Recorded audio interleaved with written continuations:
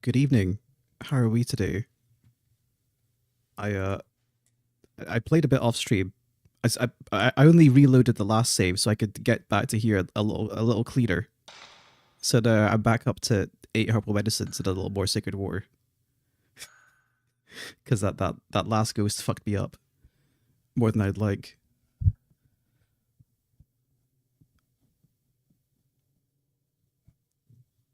Yes, it's definitely the kind of game where after you've seeded a counter, you can reload a save and usually do it much better.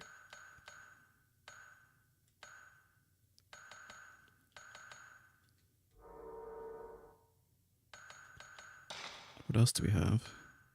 I need more resurrection stones. And we've got 2 mirror pieces. I guess my film's looking kind of a bit thinner. There was quite a lot of boss fights in the previous chapter. Oh right, and the camera upgrades. It's hard to know how useful these all actually are, though. This has been useful. But you don't want to over-invest in the bonus functions, because you can only use how many you've got. Like, you're limited by the amount of bonus stones you have. I only have 2 on me. So it's like, do I really want to dump a ton of points into buying something that I can't use a whole lot? I might go for range next time. Let's continue. No more talisman. The force that was holding the door shut is gone.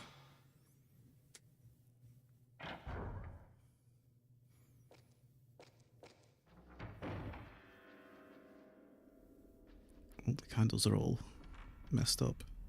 The falling candles are all around. A red box is inside, but the door is broken. Won't open.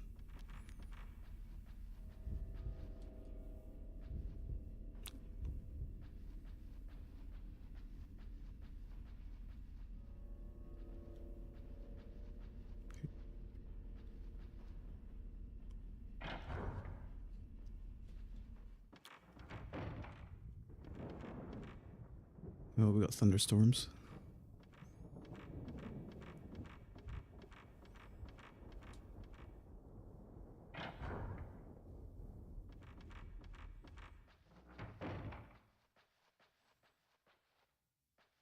Right, we were in here last time. But it's probably not anything too significant now. Does this open? It does. This leads to the kimono room. Ooh, item.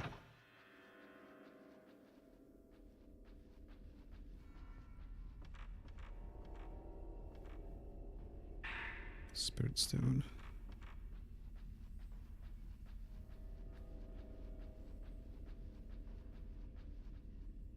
An old kimono hangs here. It's faded and dusty, but the red lining is still vivid.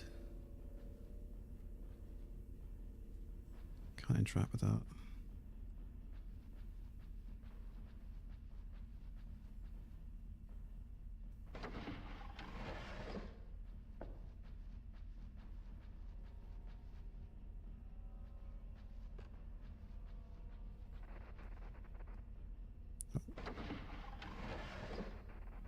Something in here? Oh, gata.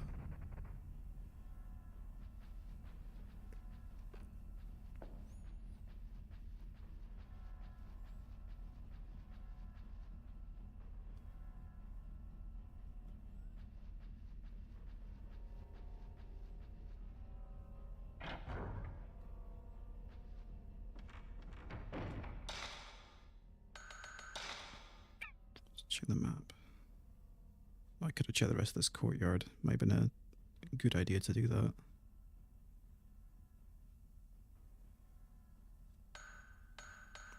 The cool thing is that every chapter the doors kind of get reshuffled. Which ones are locked and which ones are open will change. So the way you have to navigate around changes a bit.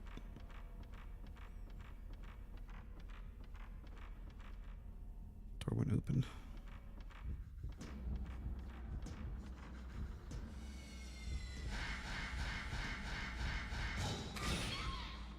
Oh, this fucking asshole.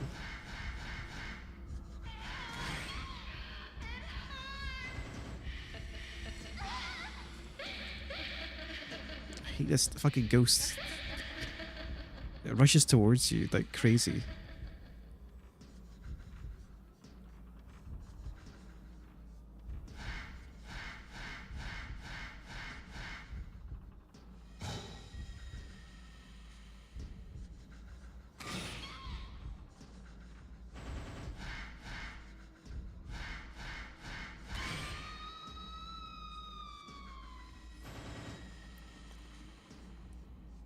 Like, you do more damage and knock them back if you hit them when the camera reticle turns orange. That's also higher risk. It's easier just to shoot them while they're as far away as possible.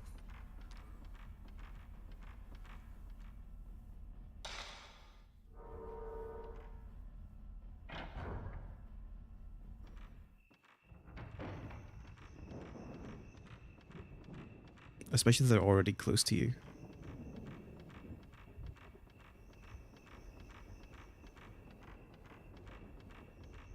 I wonder if the doors to the shrine area is going to be open or not.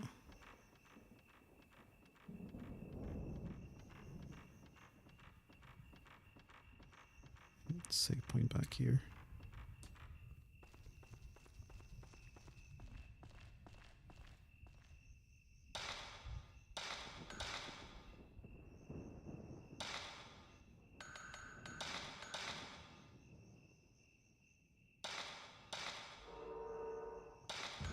Oh, the characters in the camera mode? Yeah.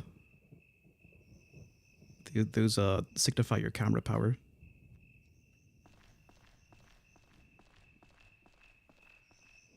There's a large monument on the other side of the fence. It could be a gravestone. What also happens every chapter is that the items get reshuffled.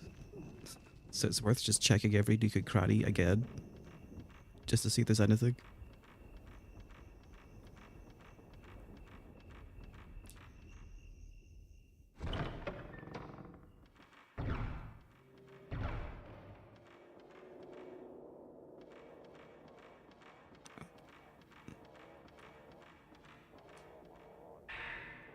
Document unbinding. Show the maiden no mercy. Cast the rope on her limbs. From right arm, then the other. From the right foot, then the other.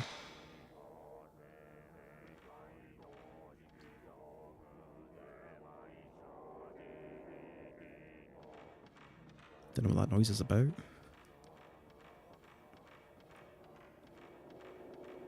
There might be some stuff hidden in the corners back here.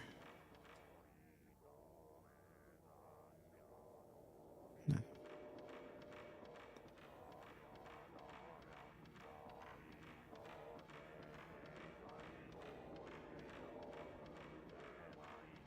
Can we go through this door?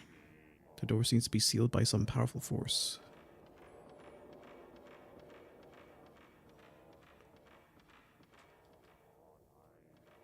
The door seems to be sealed by powerful force. Wait. Both doors are locked now?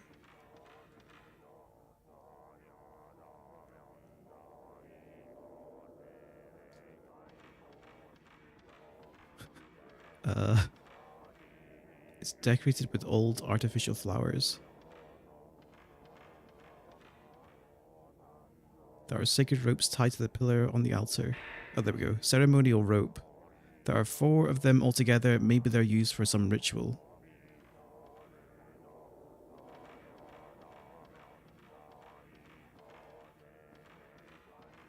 We have to take those. Maybe something to do with the Buddhas.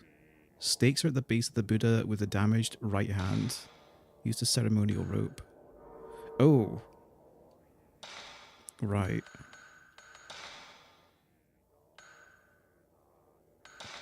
So document unbinding. Cast the rope on her limbs from right arm, then the other. So right arm, right foot. sticks right at the base of the Buddha with the damaged right hand. Surely then I'd want to do it with the one with the damaged left hand so it goes onto the right hand. You'd think.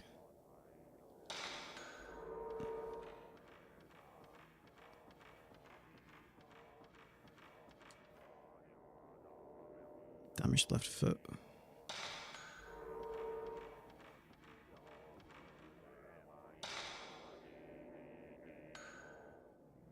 And either you do it from the damaged right hand to the left, or it's the other way around. I'm going to go with the damaged one.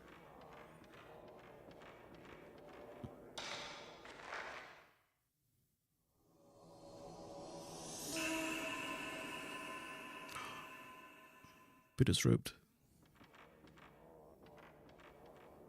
So roping the Buddha with the damaged right hand.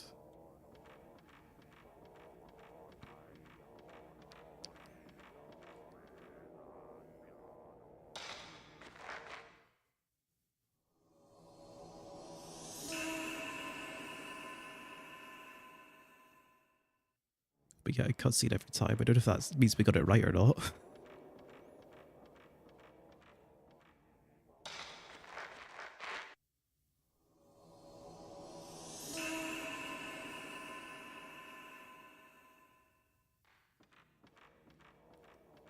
Right, left foot.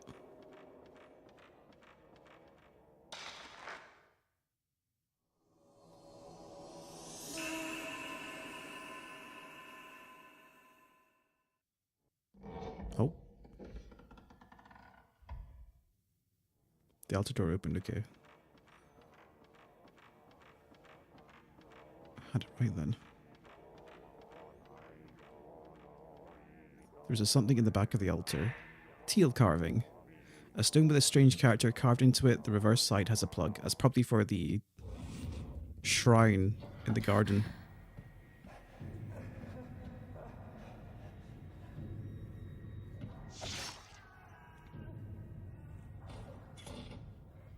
I think that's the mansion owner.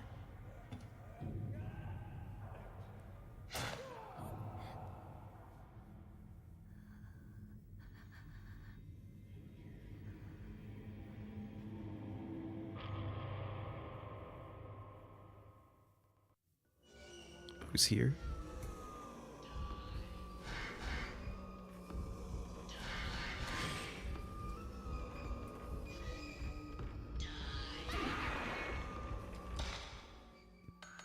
He's after us. I wanna...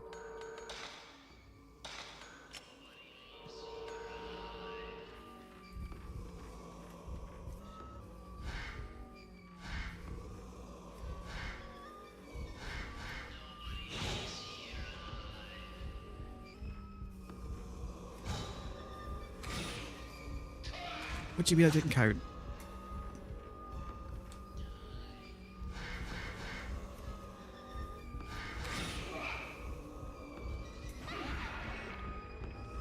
We're getting roughed up. I need to wait for oranges.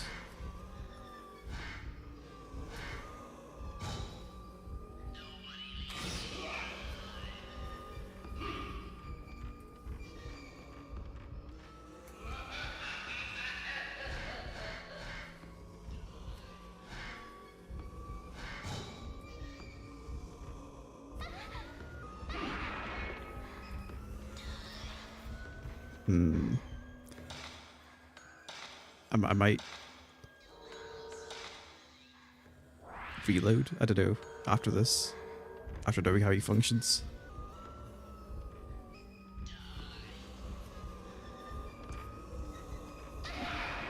If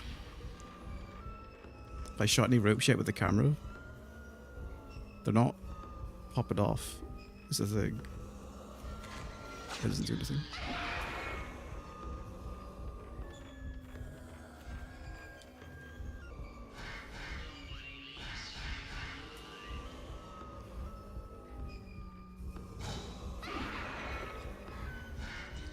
This guy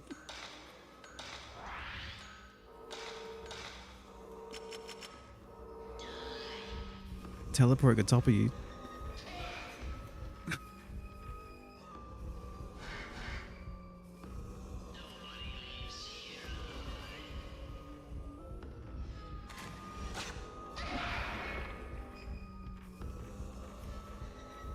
It's like I need to get gap, and then I don't even know if I even want to get close.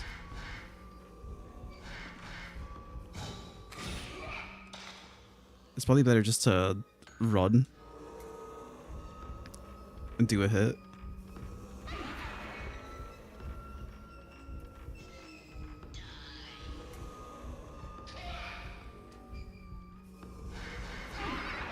Yeah, okay.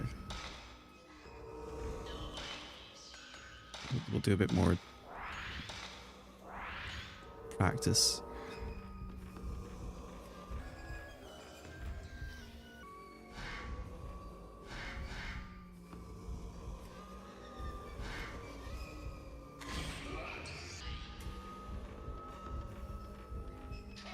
I don't think you actually want to allow him to get close enough to do crit shots. Because the way he works is that he's shifts towards you, which breaks your lock on, or rather your power generation.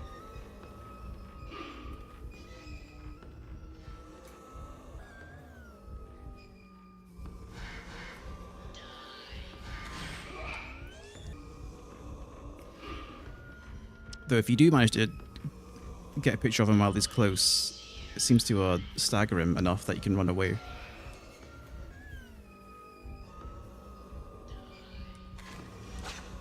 Yeah, fucked up there.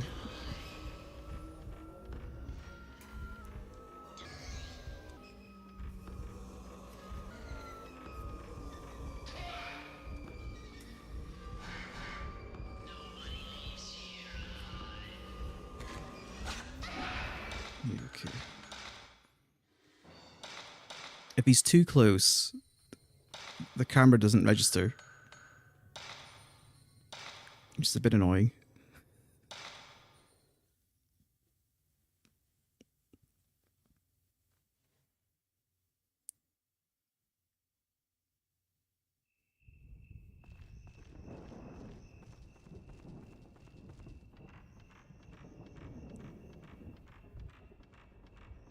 I'll try again.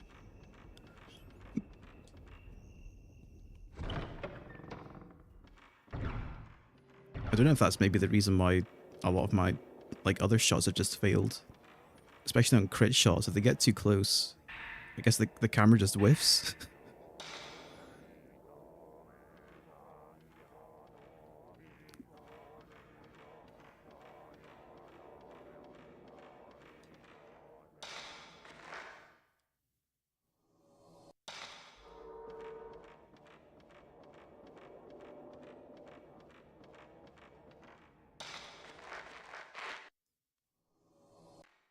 Better load in the good stuff.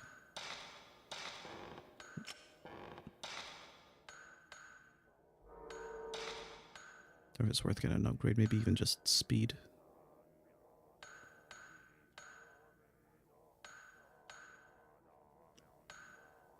Widens the capture circle. See, I don't know if maybe widening the capture circle helps with ghosts that are closer. Because maybe they're so close they're not... the cameras, I don't know how the aiming behavior works. Because if it's like a code, if it's wider, then surely it helps with ghosts that are closer up, as well as just further away.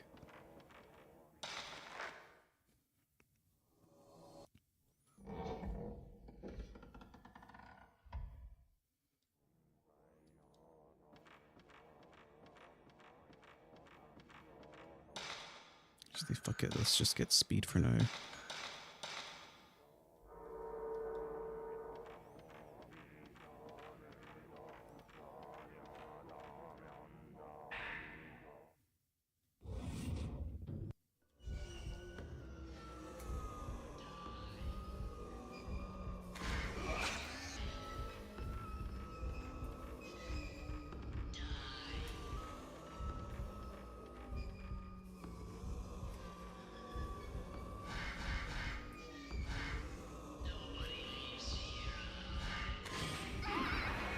See, why isn't that card?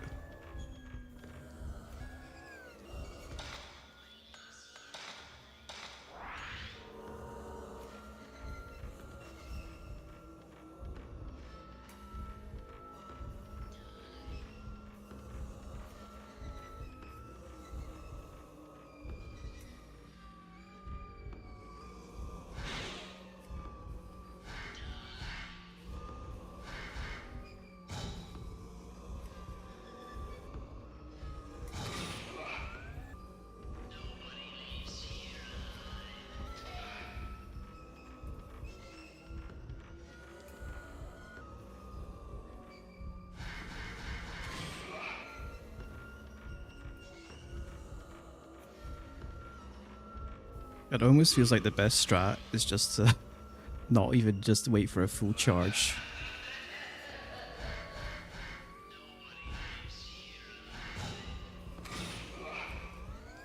Yeah, just... Oh!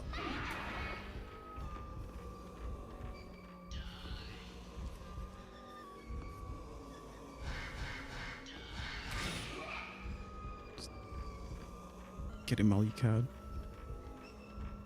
The way just lurches towards you. Like this magnetism with the sword swing is actually nasty as fuck. Oh, he's got me. I don't want to blow too many herbs if I could get away with it.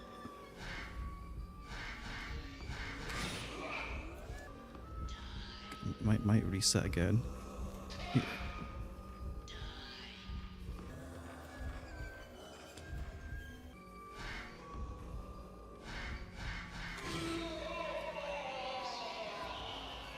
Yeah, that last hit was kind of cheeky.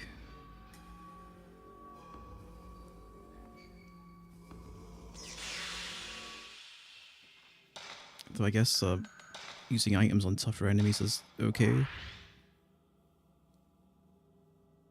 How much does that even take? Like 3 herbal medicines?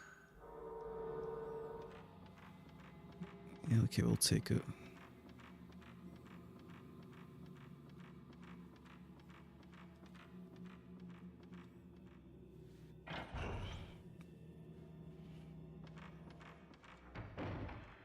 Like, I don't know if there is actually a minimum range on the camera, because there was clearly times where I want to say he was in the field of view, up close, but it didn't count.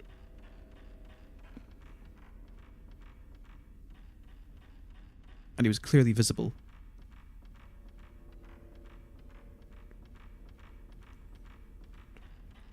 And if that is the case, that would explain a lot of other instances where I've been hit.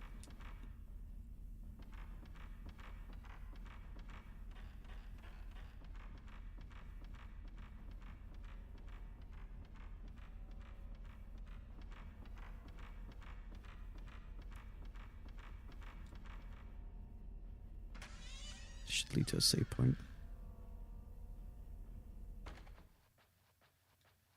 I'm here for my items more than anything else, if there are any.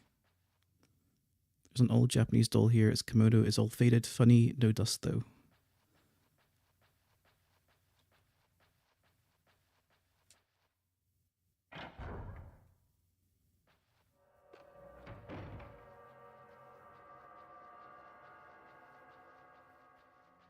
No items. Oh, there's something here. What is it? Spirit Stone.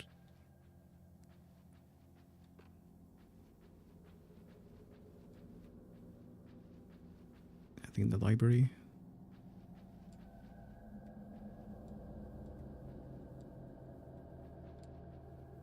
All the books are kept here. It looks like he was studying about old religions.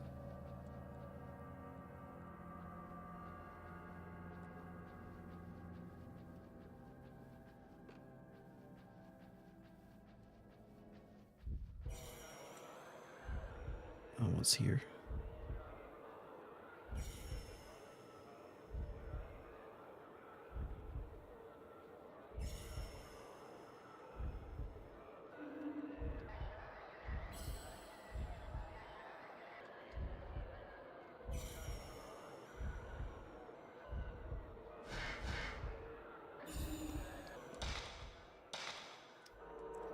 I keep going into the menus when I want to just run. This one's pretty elusive. Oh, I see it. Wait, does it have ranged attacks?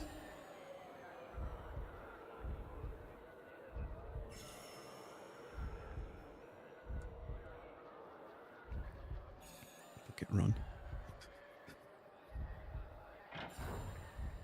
See if we can drag it somewhere a bit more open.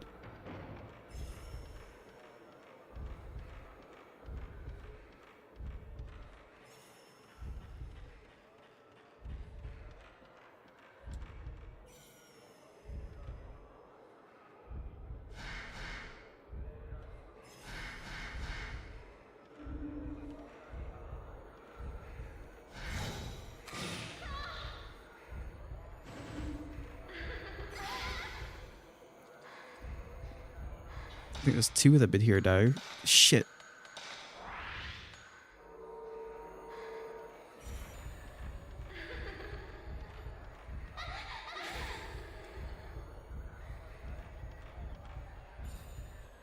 I shouldn't have done that. This is fucked.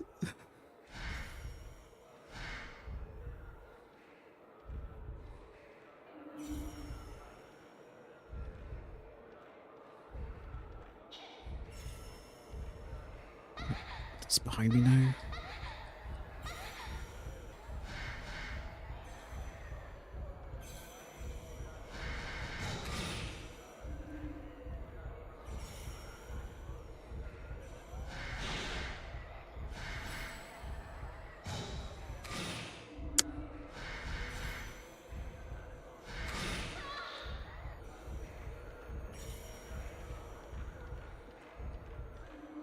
There's definitely 2 in here though. I think. One of them's like launching projectiles at me, and then there's this new one.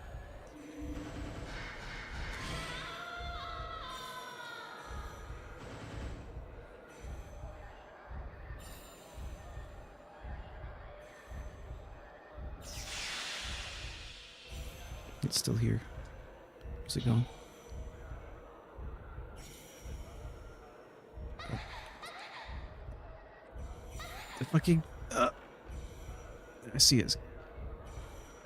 It's further up.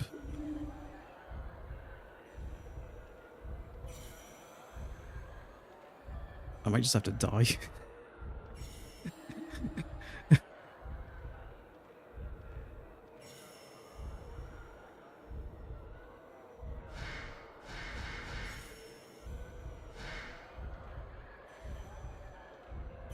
Holy crap, this one's annoying as fuck. I don't think it can come downstairs, is the problem. I think it's stuck up there.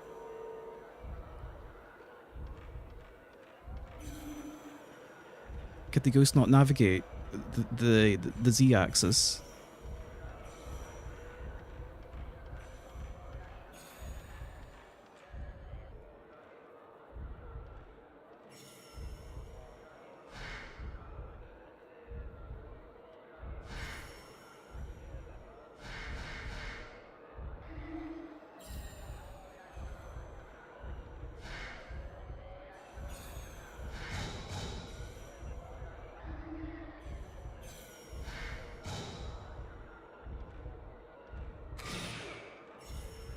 Does like no damage as well.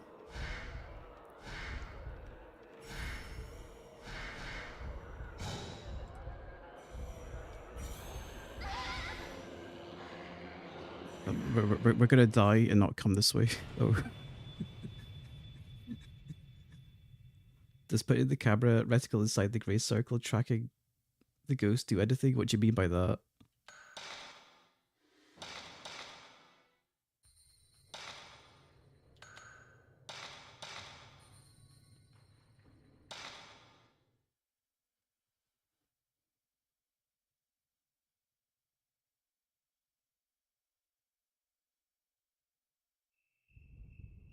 Because of course you got the big circle and the small circle, and as long as the ghost is within the big circle, then the small circle will track it and then charge up the bar at the bottom. I should have saved after this boss. Let's do it better this time.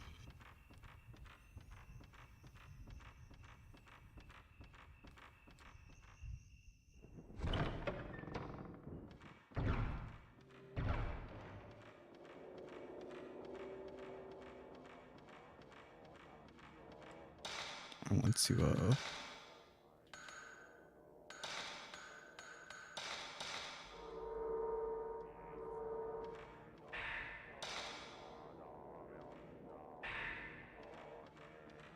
right, try this again, and then maybe go a different route this time.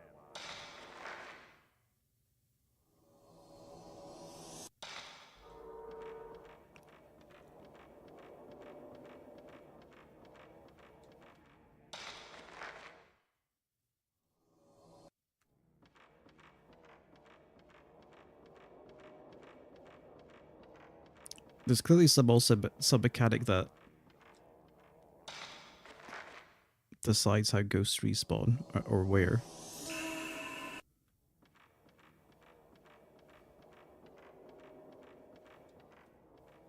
I don't know if you've played Armored Core, but you know the targeting square. That's basically what this circle is, the big one.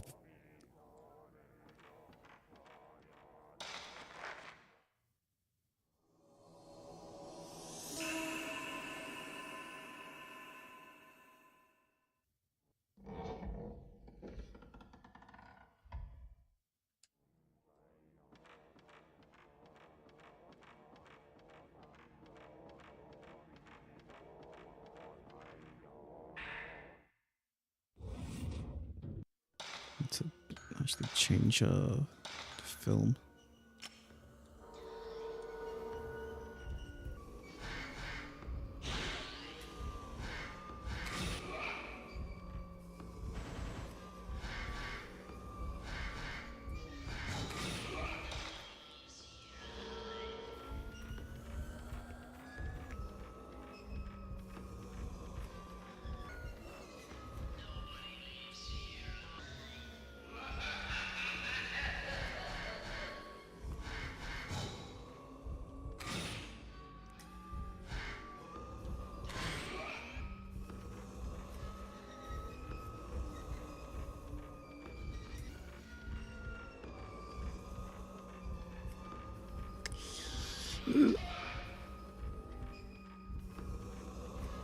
God, this fucking pillar collision.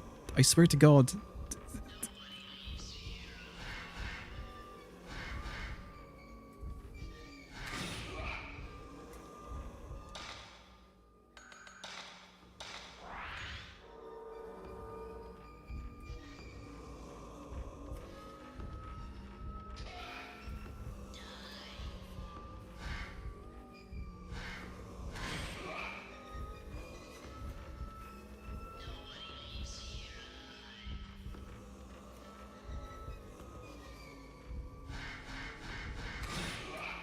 Okay, one more hit. That was cleaner than last time, at least. Only one herb.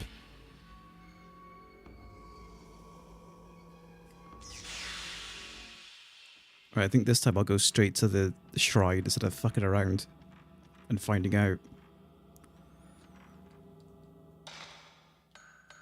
Did I pick up the item? I did.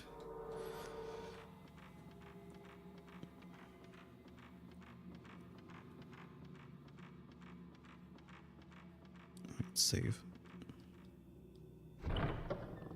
I wonder if there's some sort of mechanic where if you're not being considerate of where you need to go and not going directly there and spending too much time exploring, more ghosts pop out.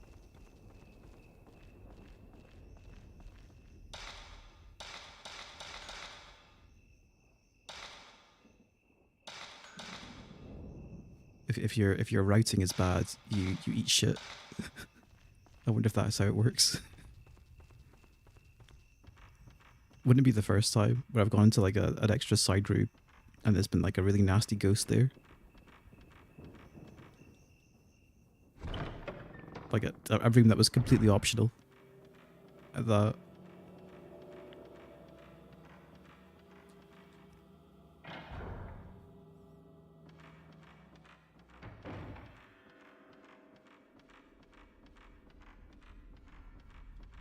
Or not this way. I want to go this way.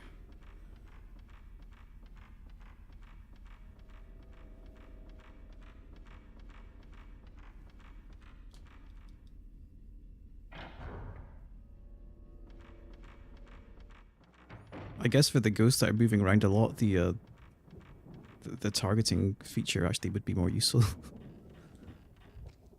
The bonus ability. Not the spooky lightning.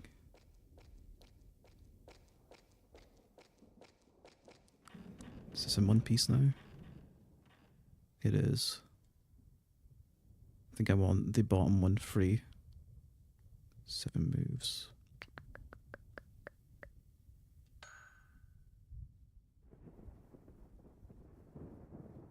Right, can't move the, actually there's a few places I can't move this. Probably want to move this first then.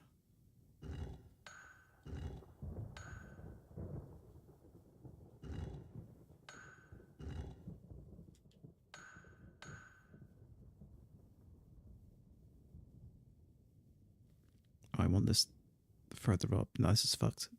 I fucked it up, I think. Yeah, because I can't move the bottom one towards the bottom left. It's not lit up. Yeah, I need one more move. I can't do this.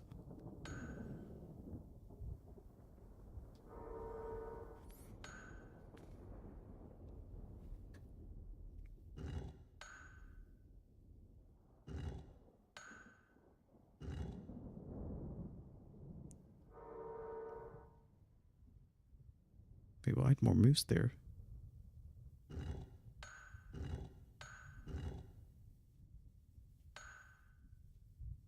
Oh, it's just, oh, it was move one back, not reset. Whoops.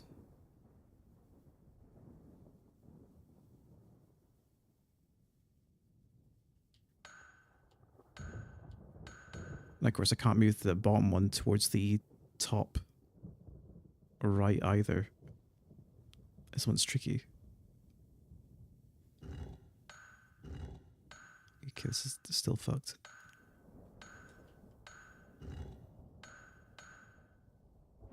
Closer though.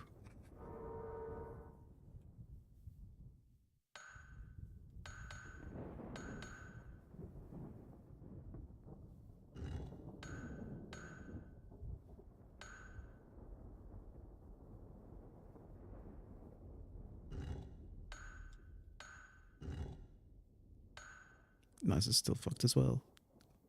Can't do this in 4 moves, I don't think. Yeah, the problem is I can't do it from here because I can't. If I move anything, I can't shift stuff into the bottom.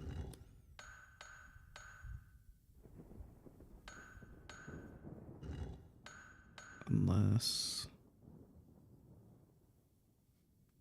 no, this won't work. Nah.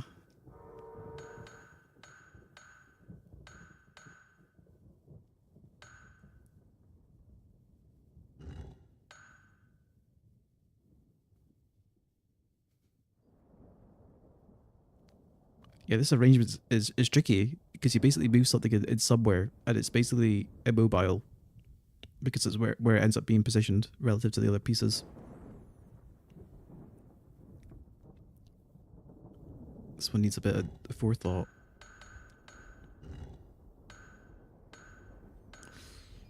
Unless I have to move this one back. Would that work?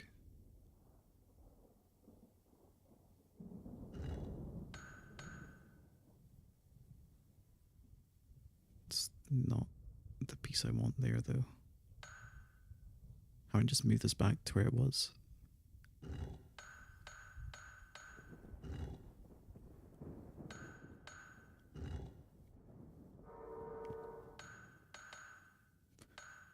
What a tricky one. Moving this one feels like a waste of time. I think it is. Because or maybe it's not.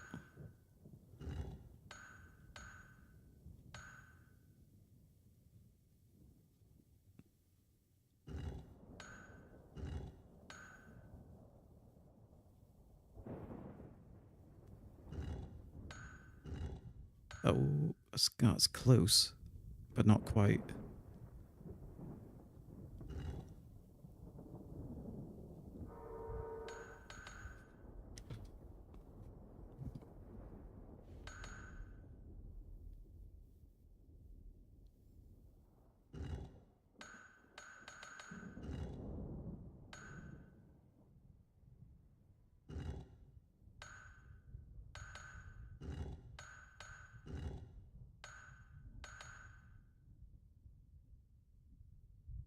This doesn't work either.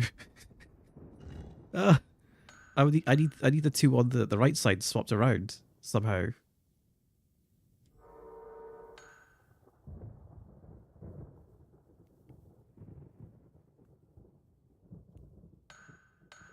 This one's tricky. I'm gonna need to go back to the save point after this one.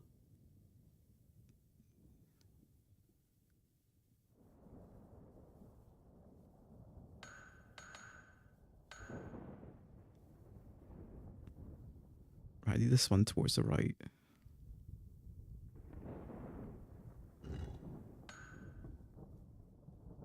Don't move that one to where it needs to be immediately, I don't think.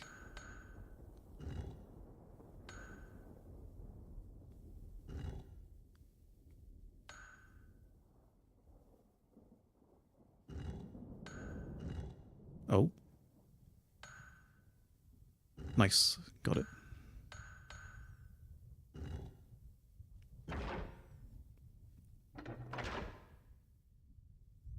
What's in here? It's probably a boss fight. Looks like a boss room to me. Let's just turn around. Head back to the save point. Hopefully a ghost doesn't pop out and fuck me.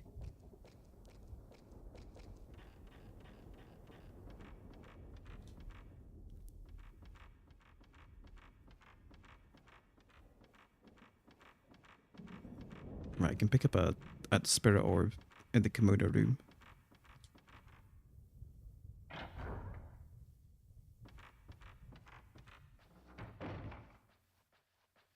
have a bit more peace of mind if I picked up a resurrection stone.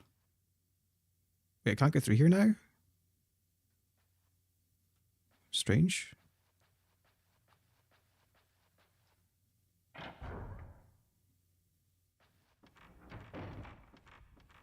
I wonder if opening that triggered that to lock up on me.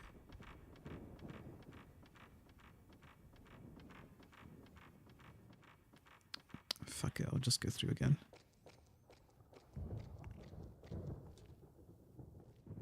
Look around the garden first. See if there's any items.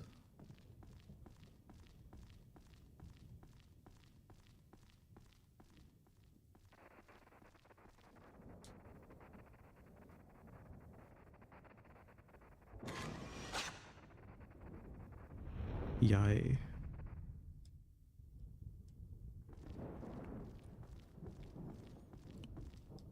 Bound to be stuff out here. I've never seen a ghost out here before. Maybe there's just one aggressive ghost like way back.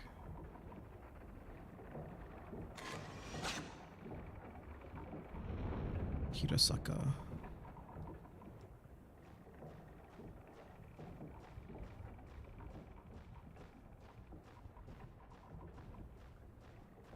See the bridges in one piece.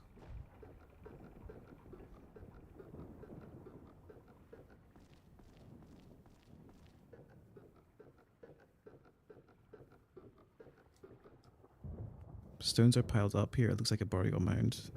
No items though. The item distribution has seemed to become thinner as things have gone along.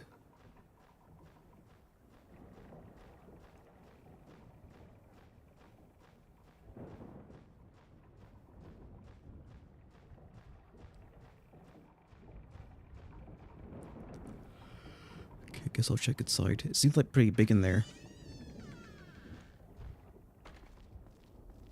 But I'll probably end up using way more items than I want.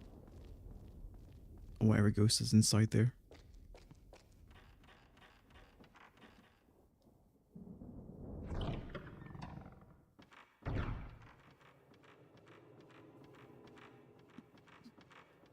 What do we got? There's a pedestal engraved with 4 Sanskrit characters there. I tried pushing the buttons, but they wouldn't go in.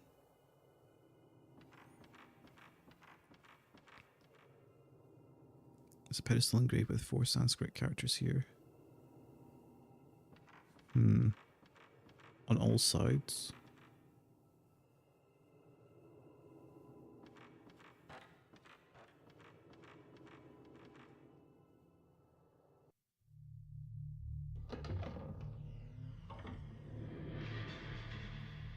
A book. I find the folklorist research document inside the cabinet. Research scrap. The mystery of the cabinet and the moonwell. The moonwell inside The Moonwell. Inside the Moon Shrine is hidden with a trick mechanism. The cabinet moves and opens up the entrance to the Moonwell when a certain routine has been performed, but I have no idea how this is done. There's only a vague description of the trick device. Acquire the symbols from the 4 rope pullers and show the Himuro family master's seal. This must mean that the opening the door requires the symbols carried by the 4 priests participating in the ceremony and the Himuro family master's seal. However, now that the family has ceased to exist, there is no way of knowing how to acquire either the symbols or the seals. I wonder if I killed one earlier then. With the sword.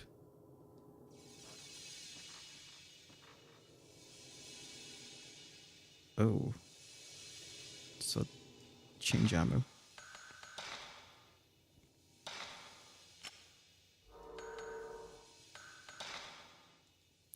These ghosts have been high value.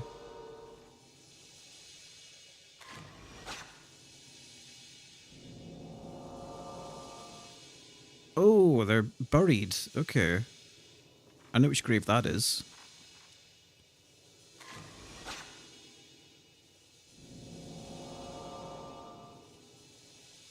That might be up by the shrine.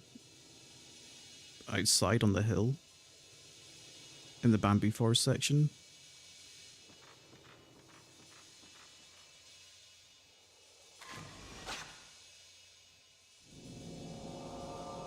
That's the burial mound in the lake that we just passed by.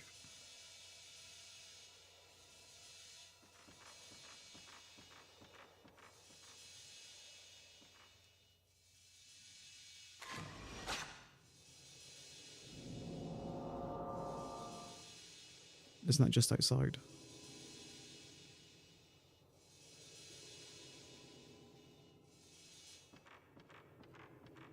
At least there's no ghost in here. I might get jumped when I'm checking these mounds though.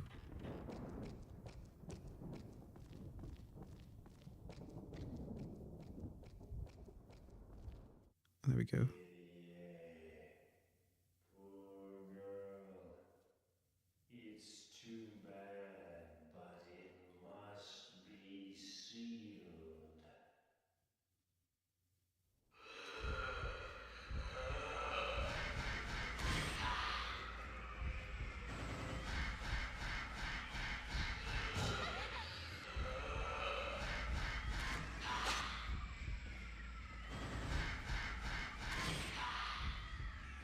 It's chucking little spirits at me. Can you even outrun these?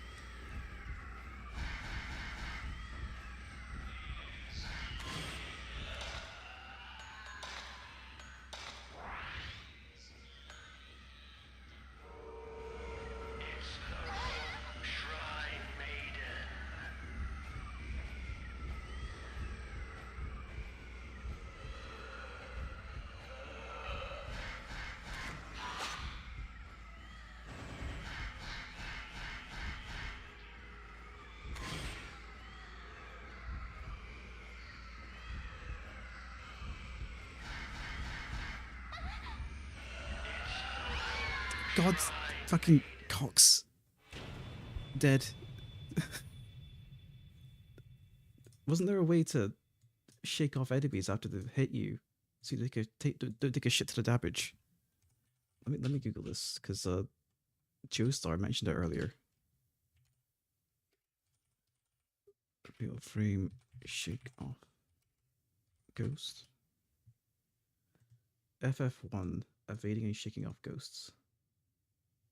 Wait, I'm reading a thread specifically for Fatal Frame 1 PS2 version. What are the controls for evading ghosts under normal control scheme? I've done it before, but the game never explains it. Secondly, is there a way to shake off ghosts when they grab you? Reply: there is none. All the dodging mechanics in the first game are manual. Okay.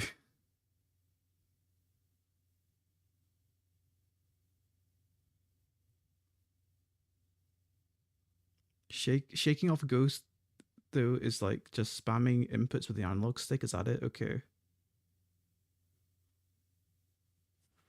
Guess that's all you gotta do. Is just mash the stick. And maybe get off easy. I don't know if I can cancel the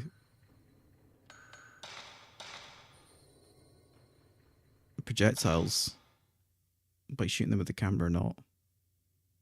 It seems kind of bullshit to get them off. There's no counterplay.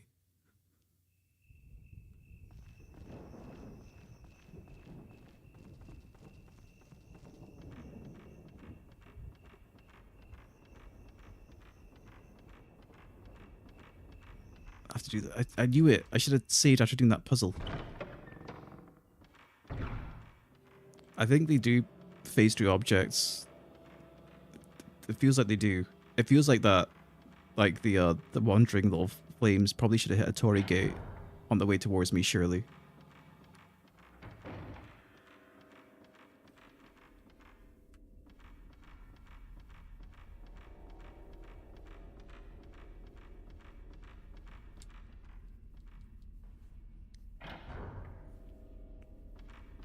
I'm gonna see if that door by the dolls is open or not.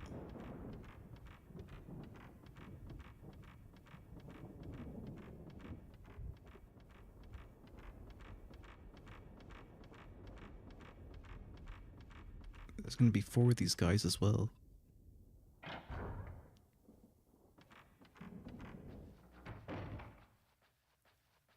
Yeah, it's locked now.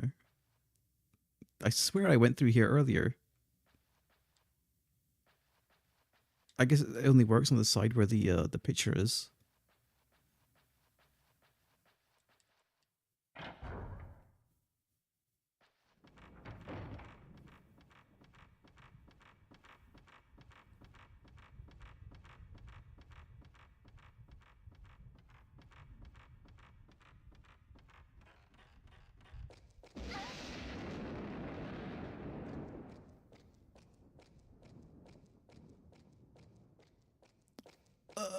I can't exactly remember how I did this either. I want to say I did this one first.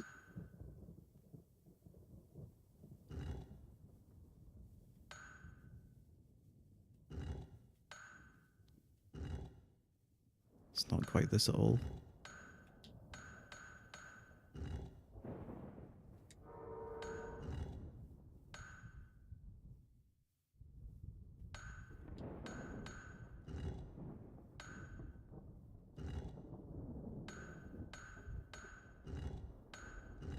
There we go.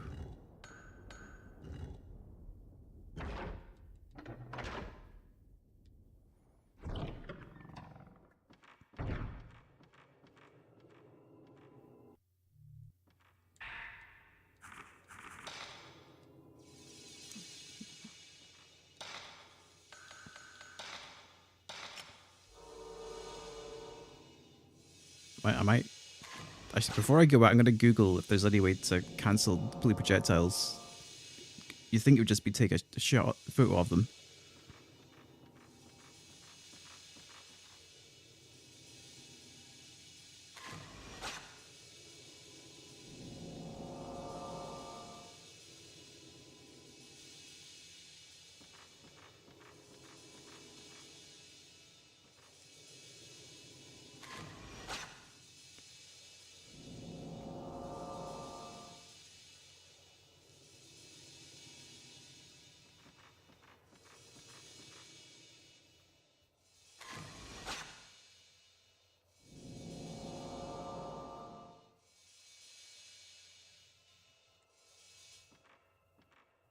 Let's Google this.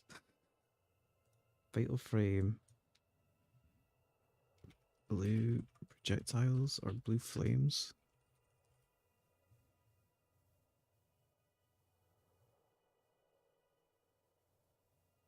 Or blue fire?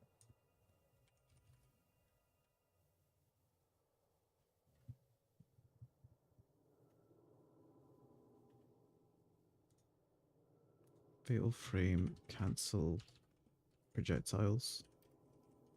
Perhaps.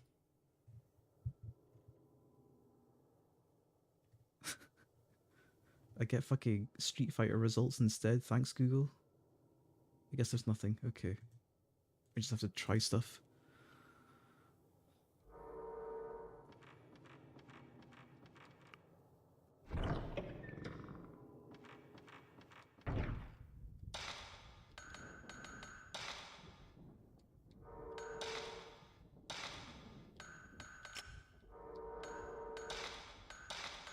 Any upgrades I can take? No.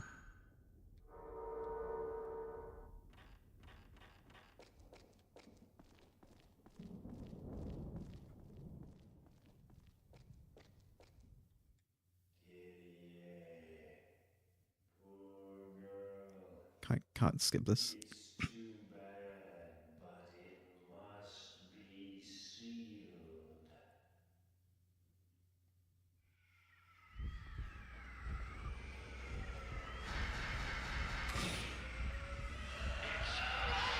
Shrine Maiden.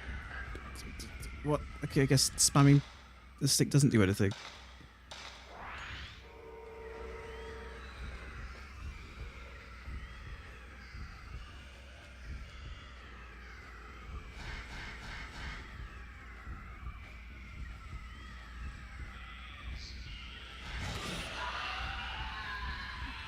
Can only take pictures as well while he's okay, I guess stick does do something.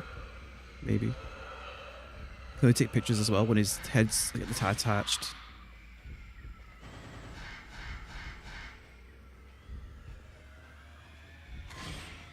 Okay, I think taking a photo while the projectile does cancel it.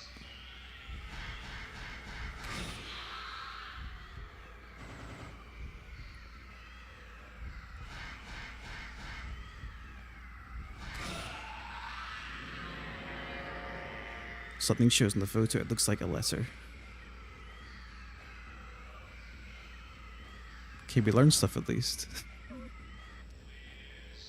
That wasn't completely clean, we got hit, but I kind of expect that. I can't just look at the healing items and think I can't use these ever. Shrine Maiden. Our only purpose is to die. It's a piece of paper on the ground, it looks like a piece of a notebook. Priest's writings. Kyrie has been acting strangely ever since she met the young guest. I do not suppose she is attracted to him. If she becomes too deeply involved with this world because of him, she may lose her potential as a proper shrine maiden. We will have to do something, and quickly.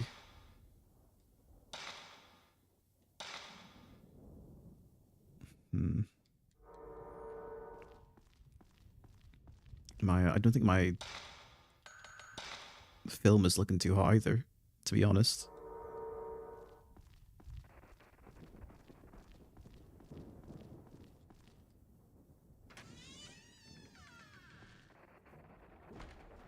Oh, the one over here is going to be interesting. Because it's just like a long corridor before... yeah, I'd probably have to run away.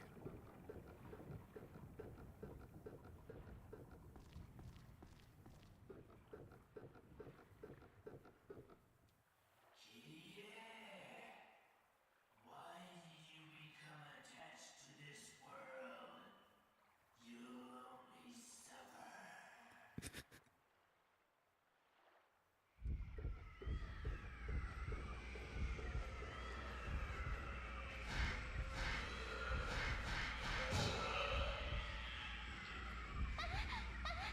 What?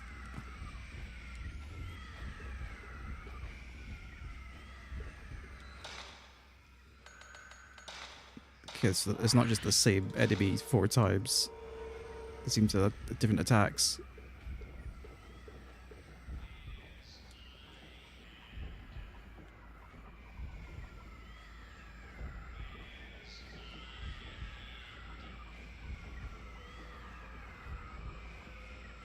Make yourself targetable, please.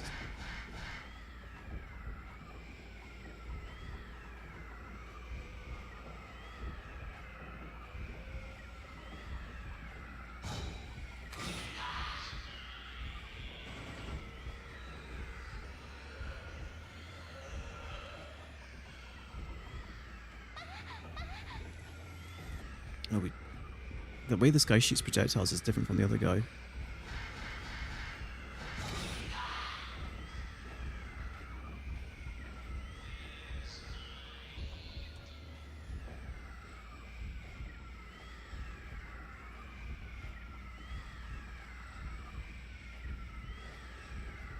do something.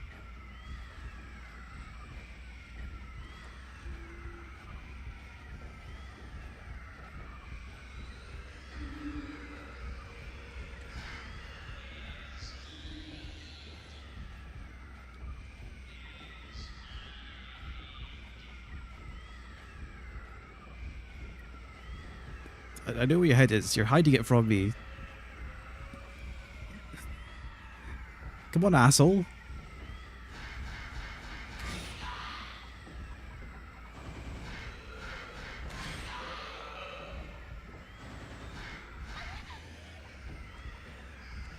Another fucking flame.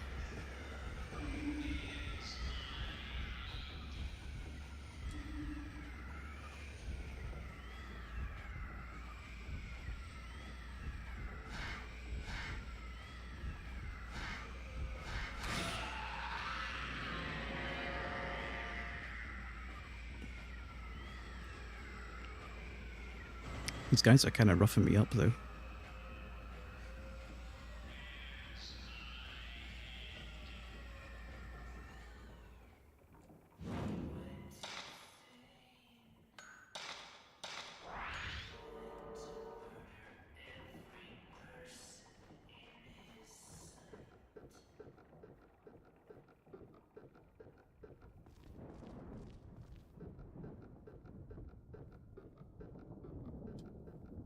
And I don't think that guy ever went orange either.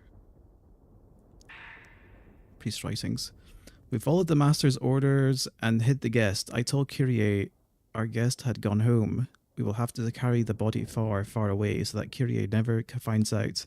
I felt sorry for the poor man, but what else could I do? We priests must protect the rope shrine maiden at all costs.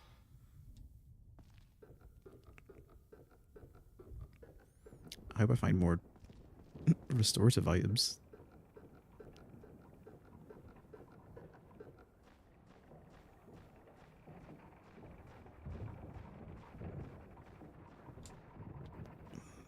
Like there's spirits I could capture around here, but I kind of want to conserve the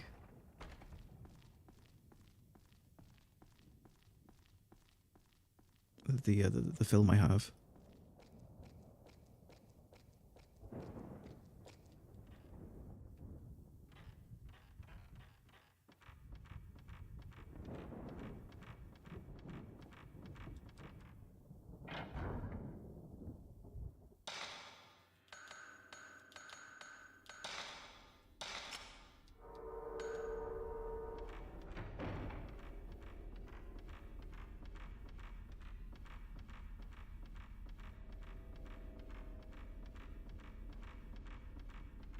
Actually, I could go save.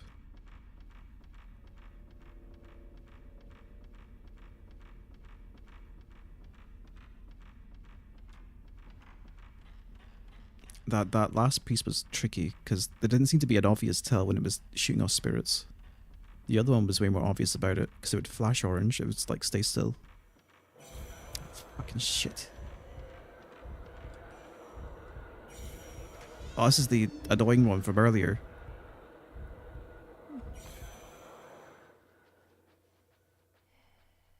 Can I save at least?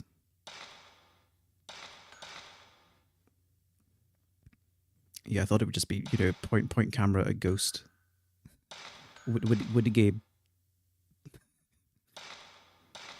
That you actually like kind of care about positioning, especially all these obstacles in the room.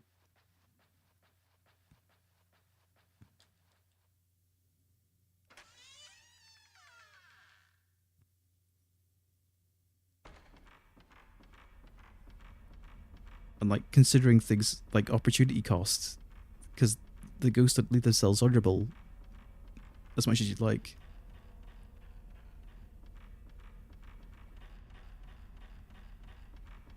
Okay, at least that ghost fucked off.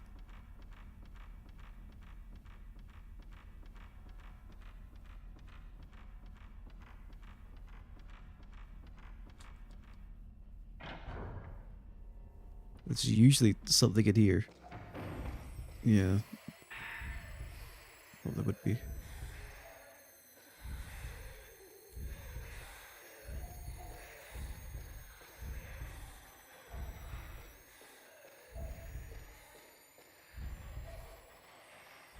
If I just run.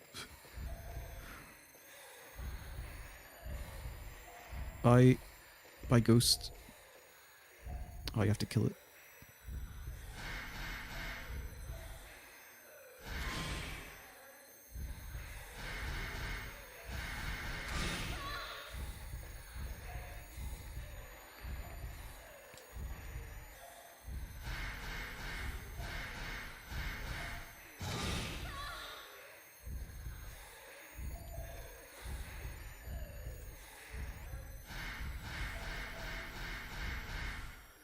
This one isn't too aggressive.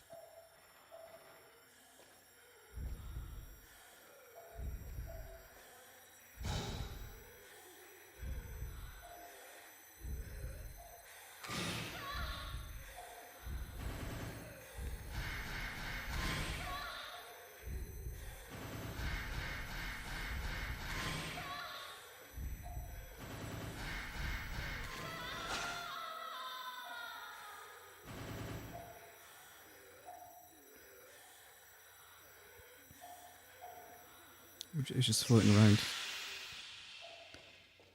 It's kind of tanky though. Right, there should be a save point out here as well. Oh, actually, I did write the notes down for this earlier. Right. There are buttons with characters. This device must open the door. There's engravings underneath, but it's garbage. I can only read some. I can barely make out. Malice, Souls, Lost. That's 1347. So 1, 2, 3, 4, 5, 6, 7.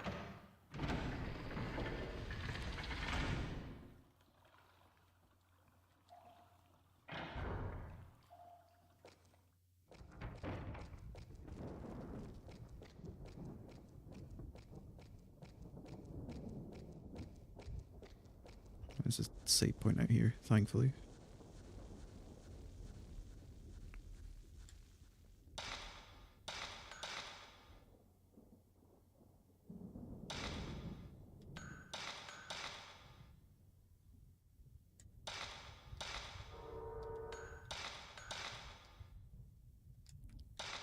And we'll load the good stuff.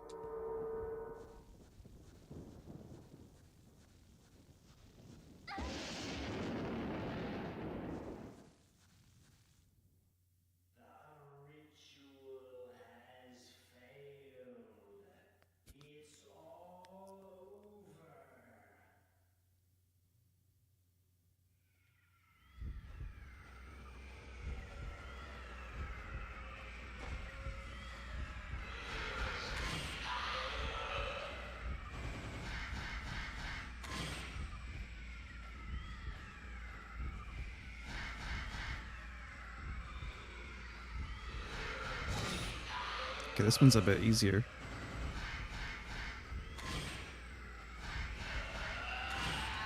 Okay, or not. It fucking jumps me.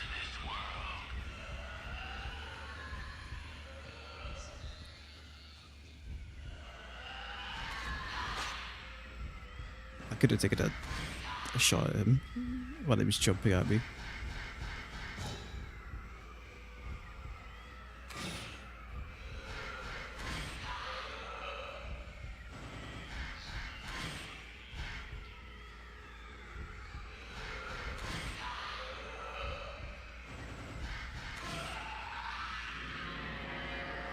Okay, this one was way easier.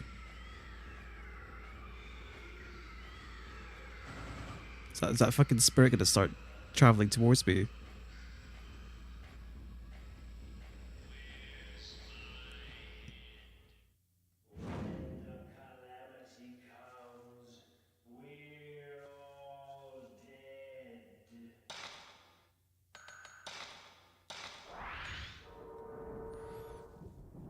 This is an old book in front of the gravestone with the gouged face. Priest writing.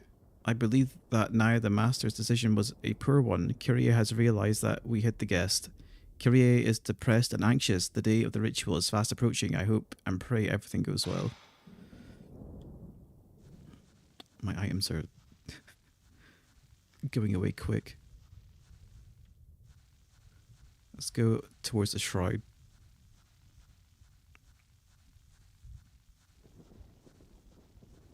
The last grave is by the save point where the sword ghost was.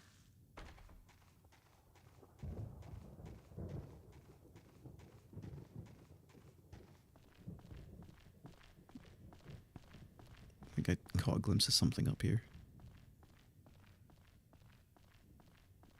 2 items even. What do we got?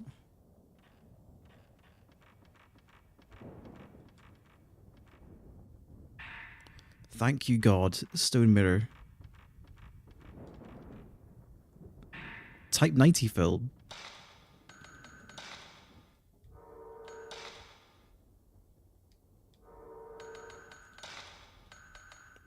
This must be the extra good stuff. Especially sanctified film has the very high exorcismal power. Sanctified film. Just splash some holy water on that.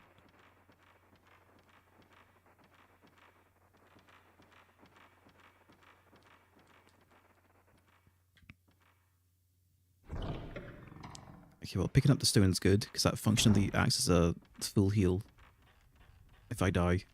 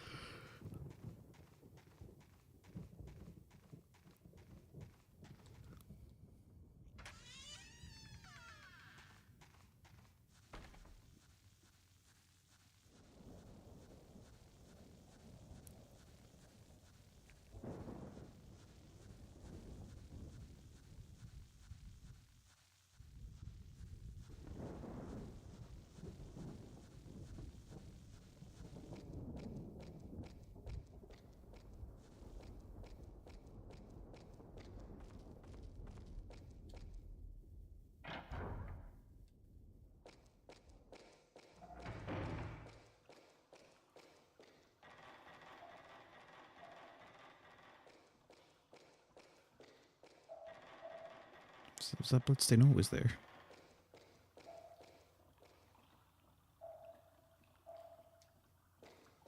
Trick of the light, maybe.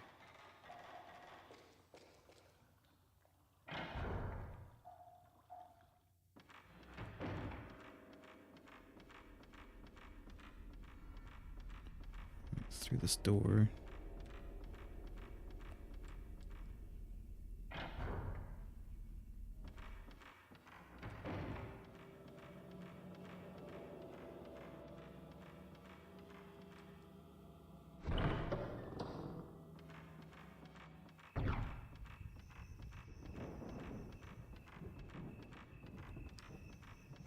I wonder if this ghost is going to be a bigger pain in the ass because it's right next to a save point.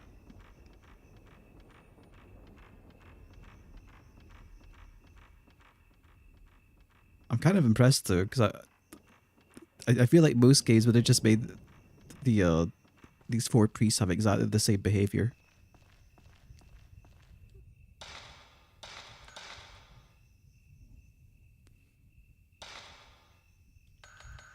Or be a lot more similar in how they fight.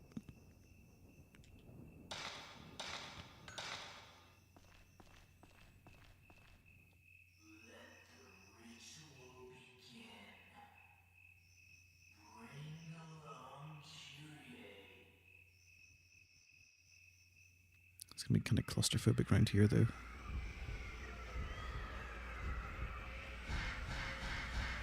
That's one of the faster ones.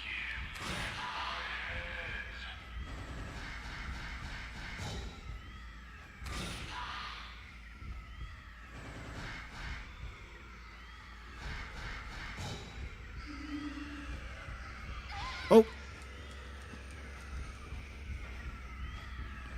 Grabs your legs. Okay, I do his little trick now. The save point's right there, so I might as well just redo.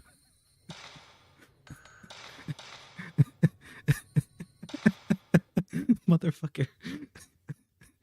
Also, I really like how quick and snappy the menus are here. It takes like no time at all to just quit out and reload.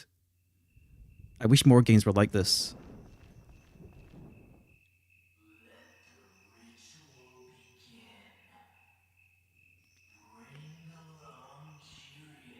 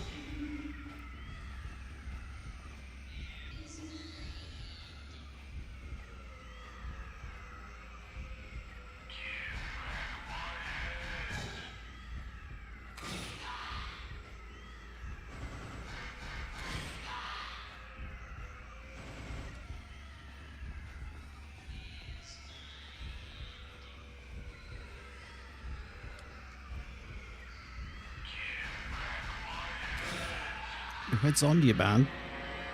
Chill out. Something shows in the photo. It looks like a letter.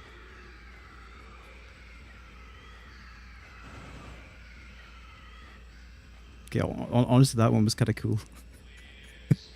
Very distinct mechanics and like a clear solution as to what you need to do. Before it's too late. Hurry. This is an old book in front of the stone monuments. The ritual failed. The mansion is filled with the malice, and that malice has made the master lose his sanity. Who would have thought this calamity could happen? It is all over now. There is no telling what will happen unless we find a way to close the gates before it opens completely. I put the Rope Shrine Priest writings in my file.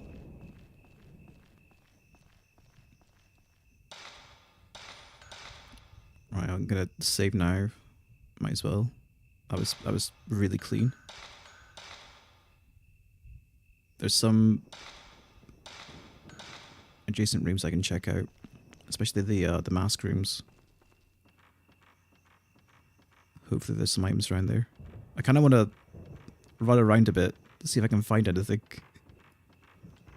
You know, the item situation's pretty dire.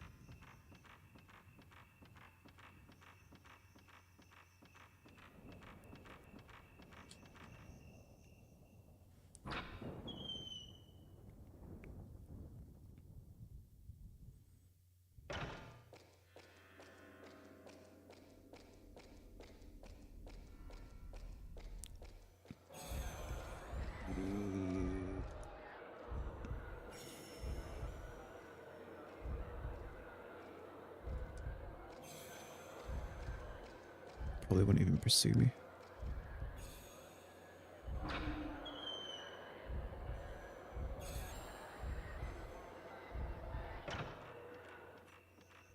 Yeah, okay. These jingle ghosts, I'll call them, because they have a sort of jingly sound. Don't seem to pursue you very far. They seem to be there to tell you to fucking go away, turn around. Wrong way, idiot.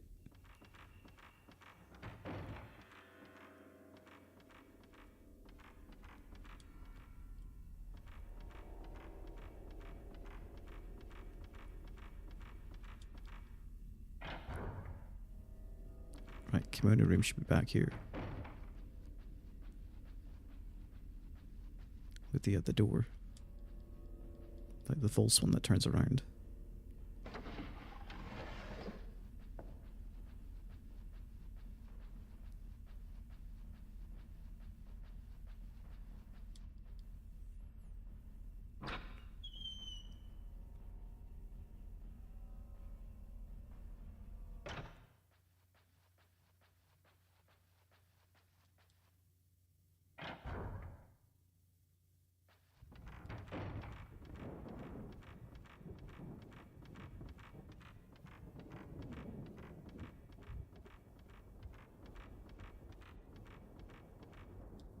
Wait, I wonder if I had to input the correct switch relative to the priest. Because I can't remember that. I wasn't paying that much attention. If it's anything like the previous things like this, it will do it automatically. The Sanskrit character can be pushed like buttons. You have to select the right one.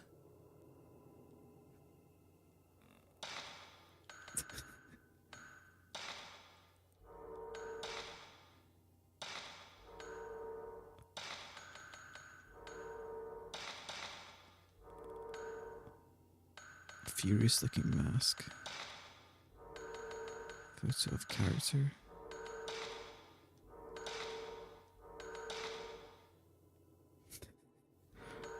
I don't know which ones these relate to though. Shit.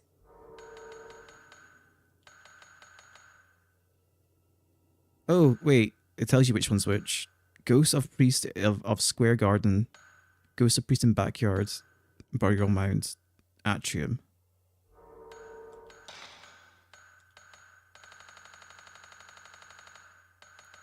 There we go. Maybe. Huge stone monument. Gravestone and photo. Stone monument and photo. Stone burial mound.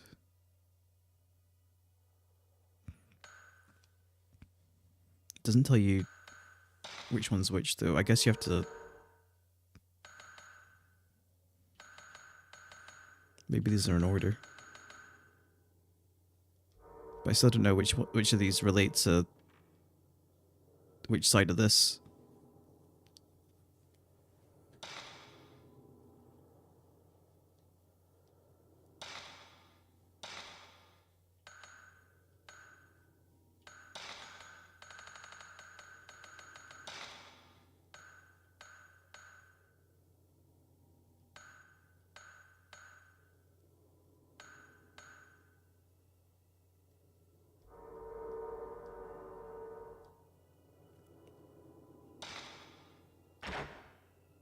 Alright, just get it.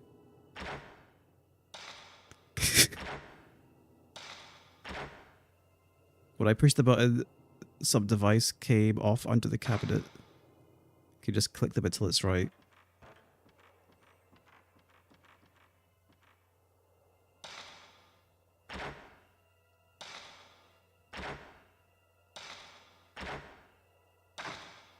Wait a minute. I didn't have to kill the ghost at all.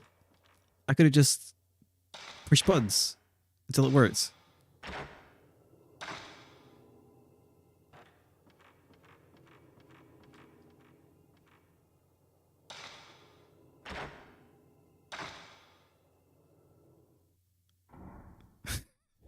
It was also in order, from left to right.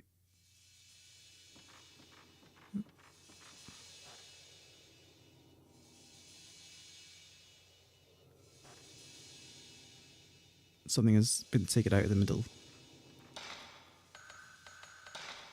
Were the ghosts optional this entire time?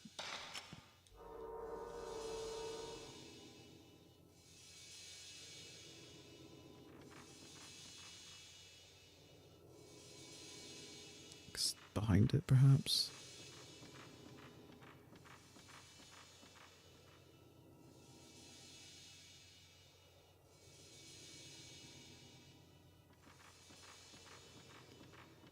Clearly a mirror spin.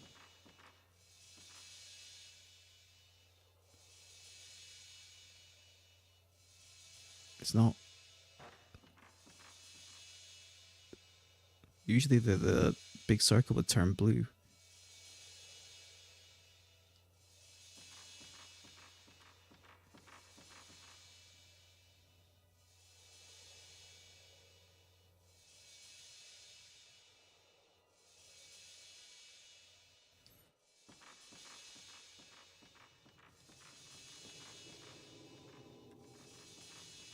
Wait, this thing raised.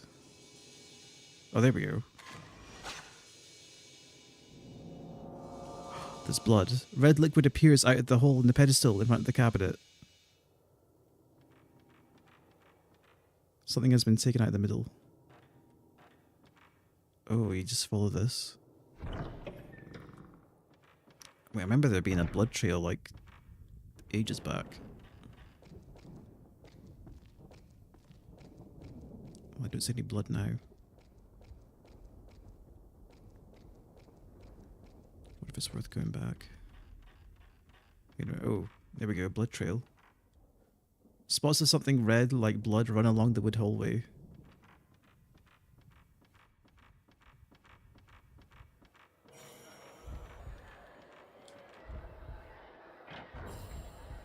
It's a jingle ghost.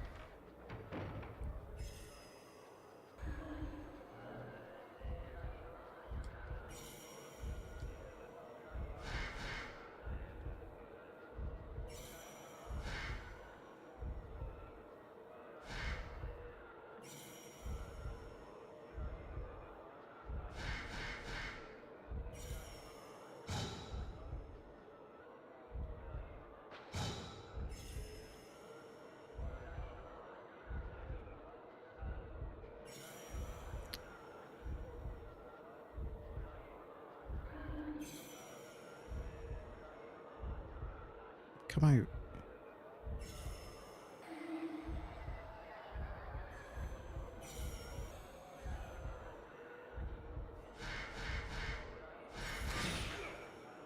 It's not visible for very long either, which is a pain.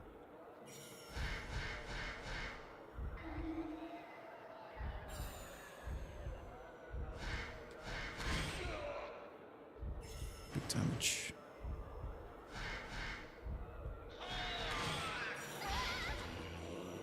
What? I definitely took a photo there, and it just says "fuck you."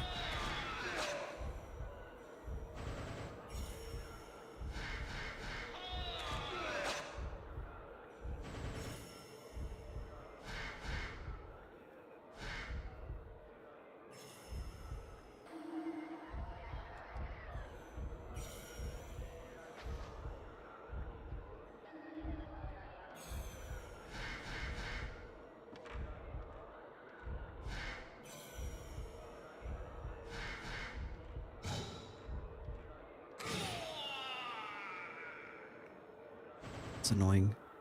It's annoying when you definitely sort of take a picture by them, but like they were too close. So you just get fucked.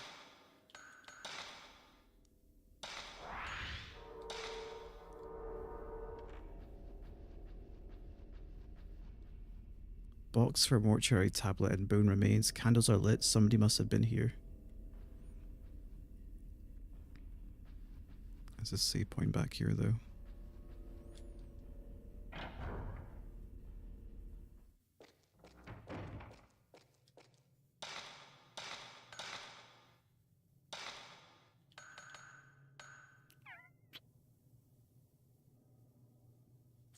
Do I overwrite the first one? I think overwrite this one.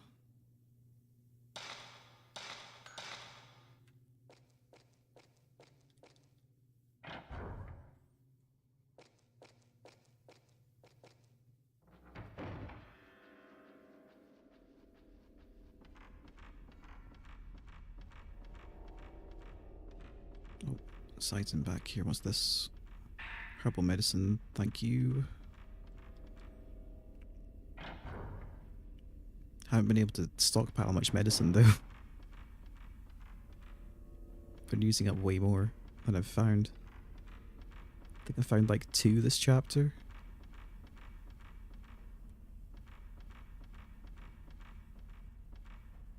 Actually, where'd this blood trail go?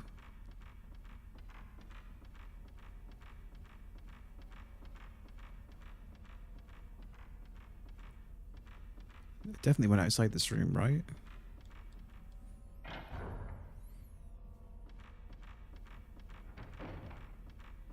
Yeah. Are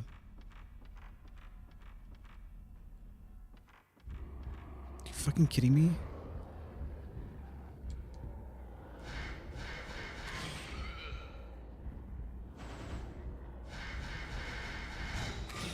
Oh, there's multiple ghosts. It's one of these black ghosts.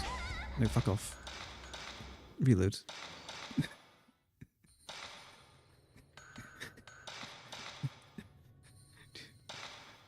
That must have been a random spawn.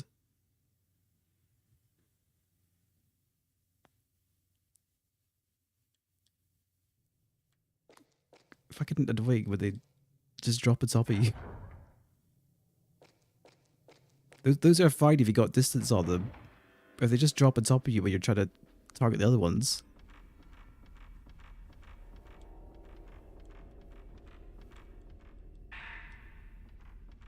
Alright, well, I'm gonna have to find the bloodstain.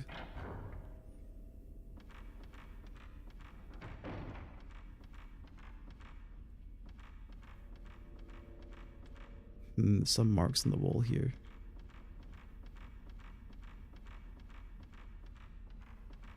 This door's still locked. Shinto ritual fails calamity when it happens. It's either 1837 or 1312. Whatever, we can just try until it works. 18... 3, 4, 5, 6, 7. Nope. 1, 3, 1, 2. There we go.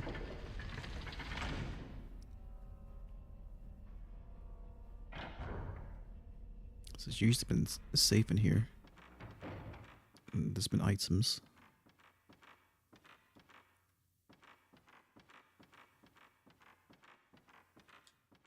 We got Spirit Stone. Spirit Stones are nicer than all, but I'd rather get some medicine or film.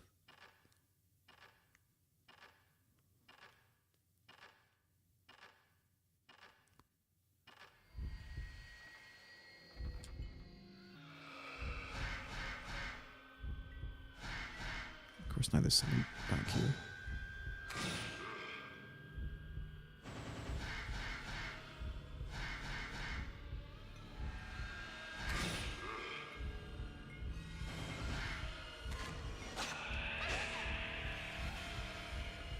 There's not much to run right here, is there?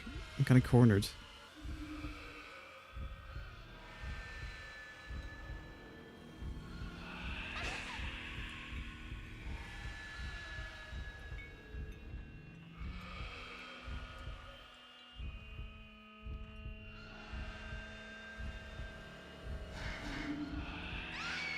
Really? Seems like a really shit spot to be ambushed.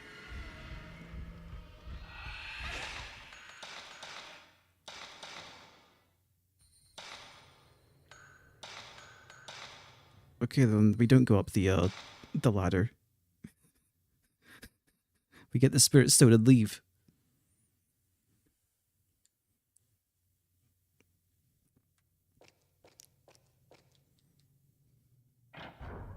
I had enough time to just walk down the ladder there. But you don't know how tanky they are until you take a shot.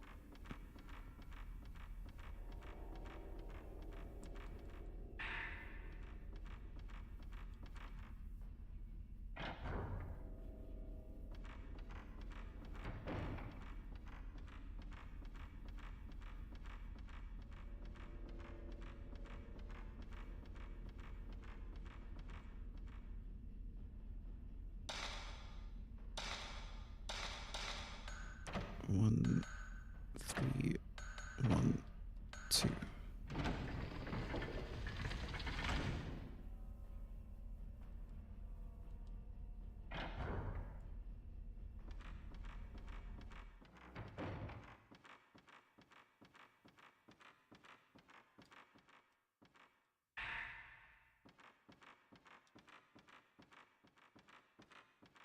There's an item back here as well.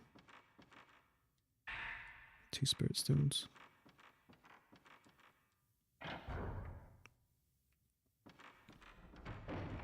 Oh, blood. Through the door. There's a big pile of blood. There's a big pool of blood in the middle of the room. The strangling ritual.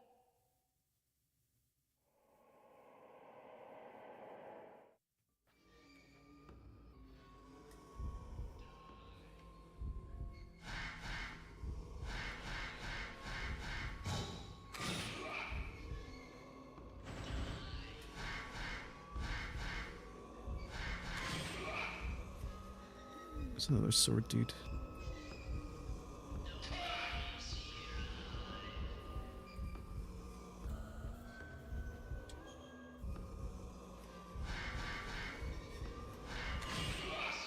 I'm not doing any damage.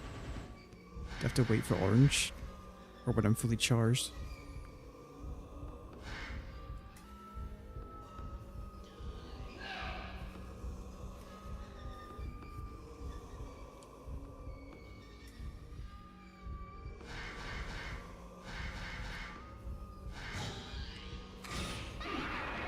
That's... okay, they just can't take damage when they're mid-swing. Cool.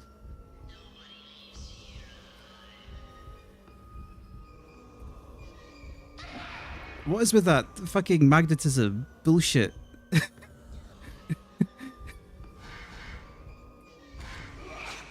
Yeah, okay, just... dead. Oh no, we're not dead.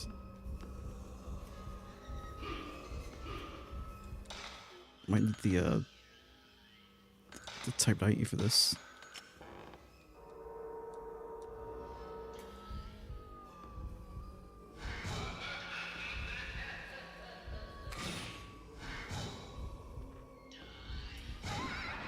Okay, did turn orange there for a second. We're totally gonna die here. But you know, we're learning stuff. The combo.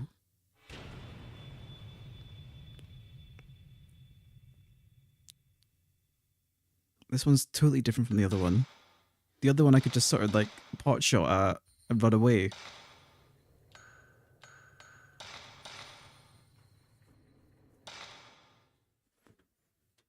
This one I seem to need to go for the orange openings.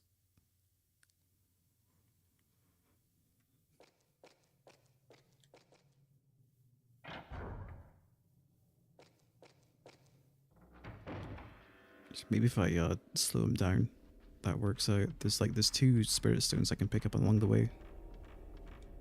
I should probably use them.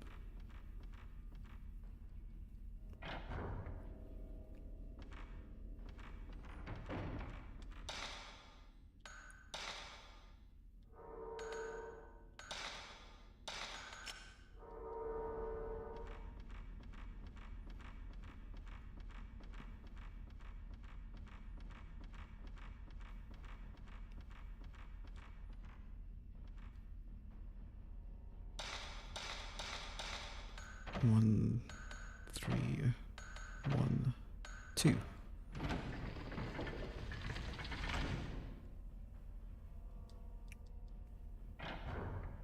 Surprised there's no, like, actually no healing in here though at all.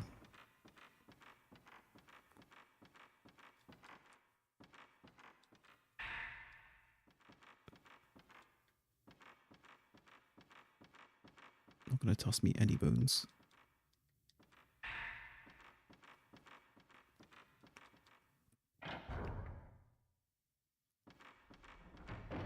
Let's try this again.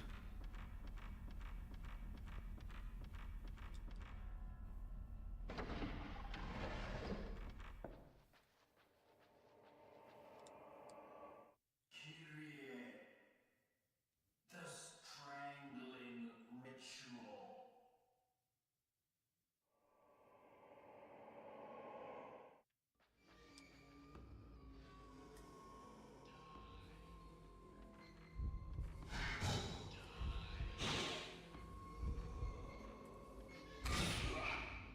Yeah, it says 130 damage, but it takes no damage.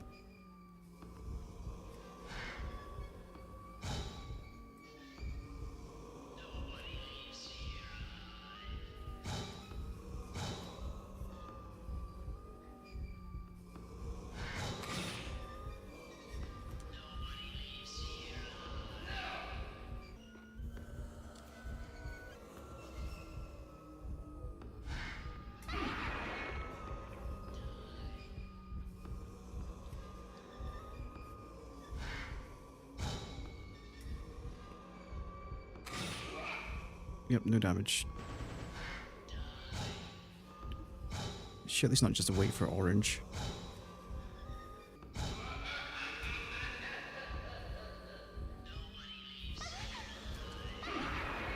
actually comboed.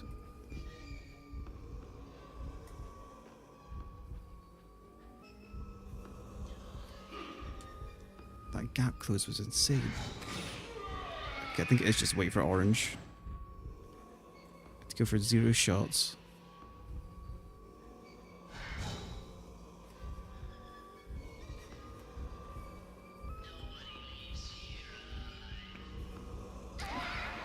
We got stuck on the fucking geometry.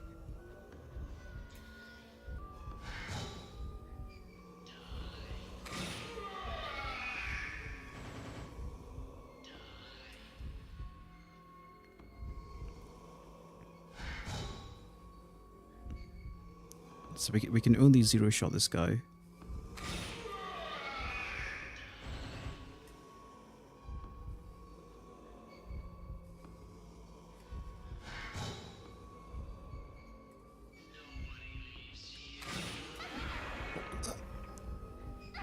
They're getting comboed. Okay. Well, we know what to do now. I don't know why that last shot didn't count.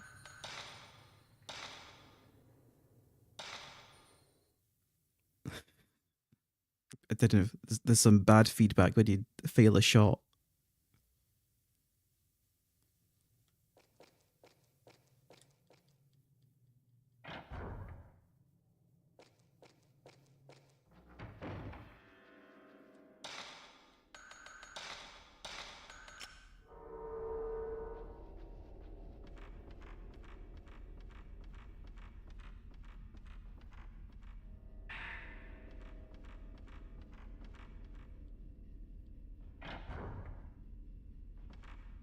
I have to pick up these spirit stones again. I mean, it's fairly straightforward otherwise. But I don't appreciate how much these sword ghosts magnetize towards you. Mid swig.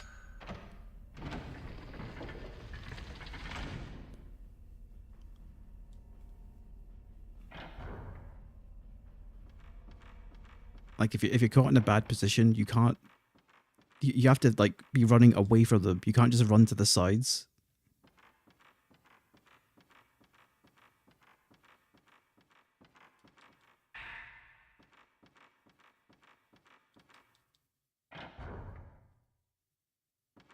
So I have to play to the strength of this corridor.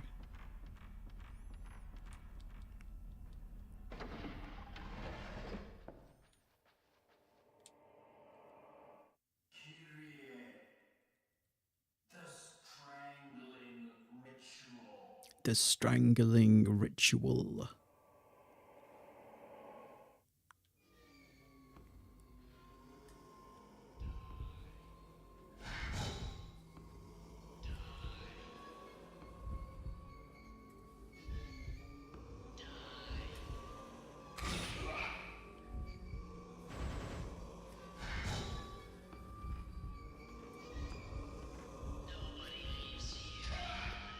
I thought you actually hit me there. What?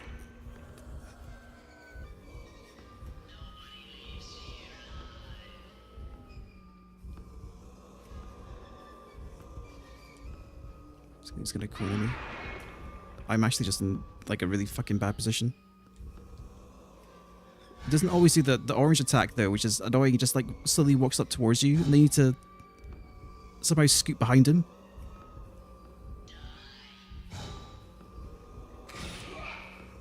I guess you can stud him if he gets too close.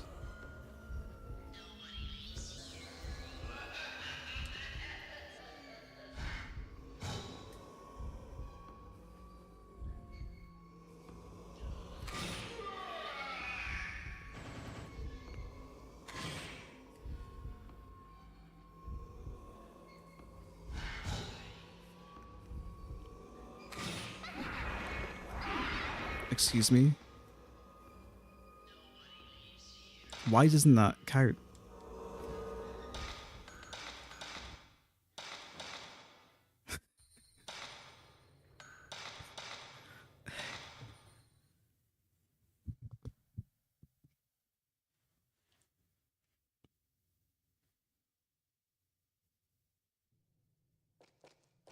feel like I've had to play that back frame by frame to know exactly what's happening. Because at my side, it totally looks like I take a shot with him in the circle while it's orange. And he just flies on by and pokes me with the sword.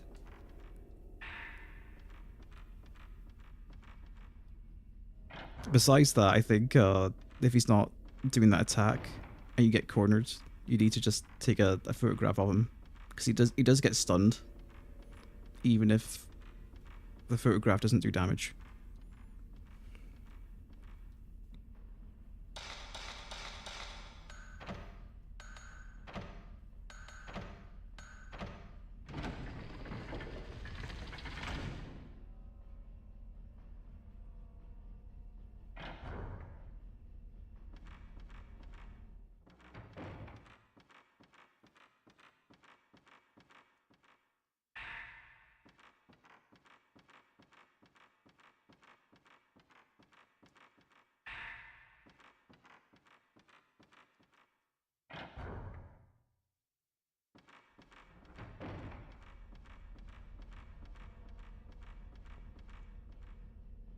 Try again. Kyrie, the strangling ritual.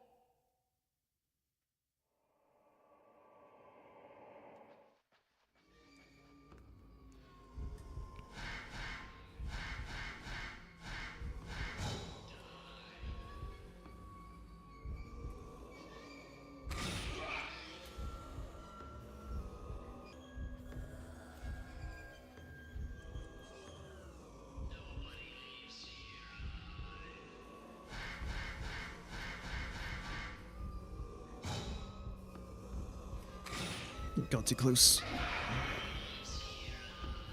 He was kind of obscured by the screens, though.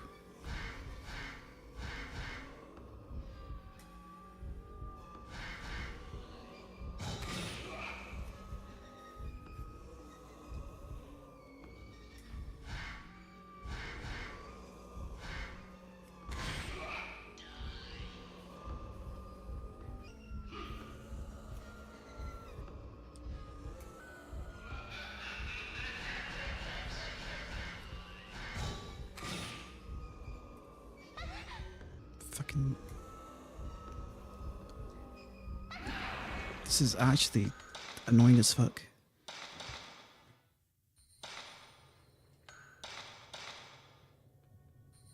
So you can also send out the skulls, and you can't see them because of the screens. And then he just sets up a combo.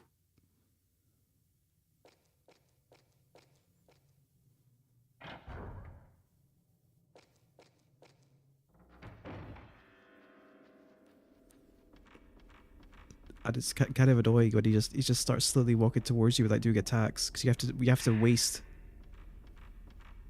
a film to get past him. A film that's going to do no damage.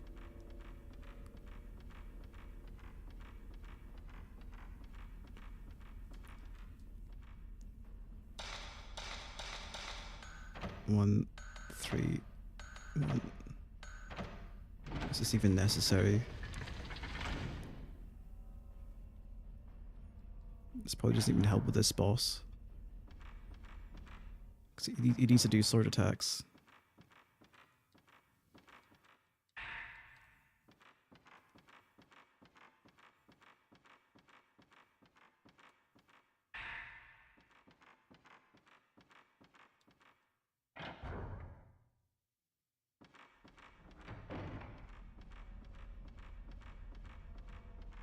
Oh, wrong way.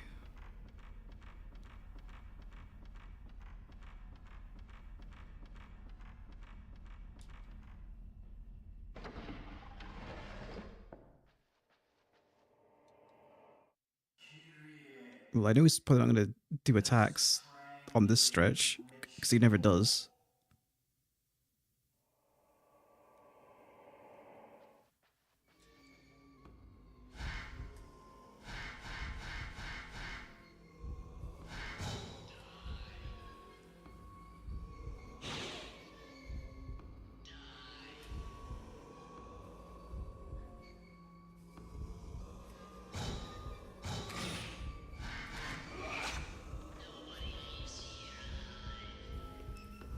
Oh, fuck off.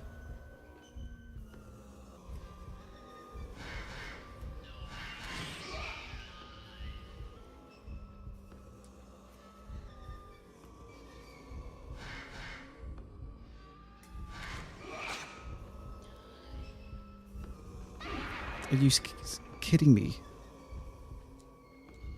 Fucking attack me properly, please.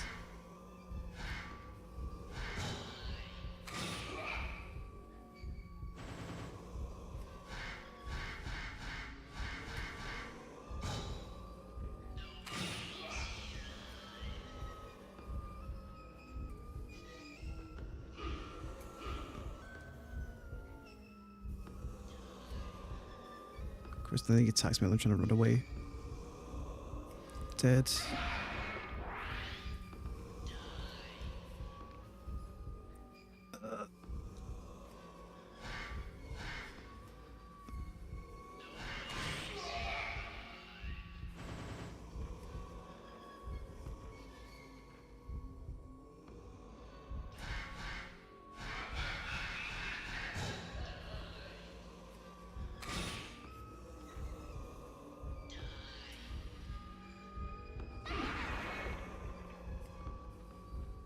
Rope maidens and samurai ghosts who were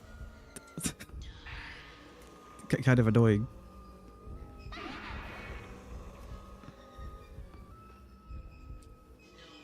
Yeah, they're the jump rope team. This is the worst attempt yet. Okay, that was too soon.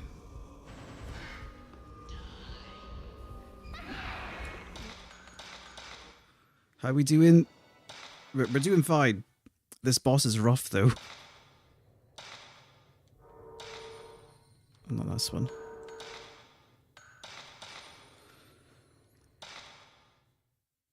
I almost got him down pretty cleanly one time, but then he started comboing me out.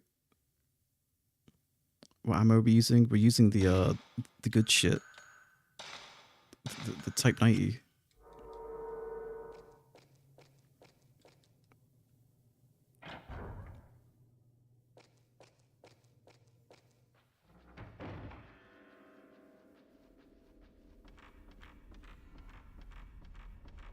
Though I think I forgot to equip it that last run.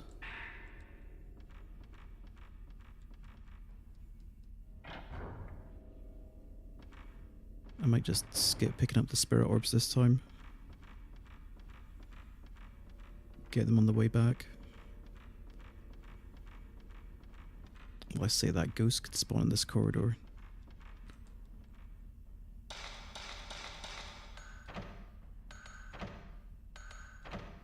I was considering playing this game for Halloween this year, but these games are always over the top. In what way? I wouldn't say this game's over the top. Maybe the dub voice acting leaves a bit to be desired at times. Most of the time. It's okay, it doesn't take away from the experience that much. There is an undub ROM hack for this.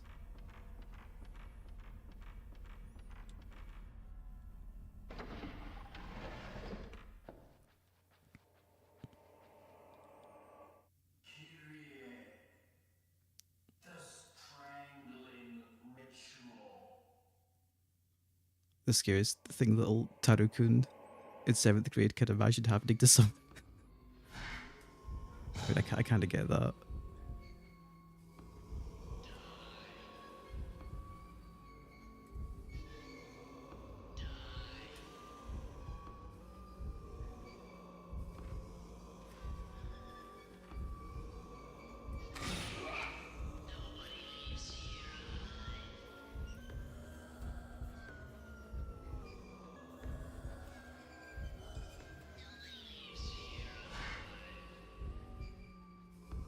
Please just charge at me, dude.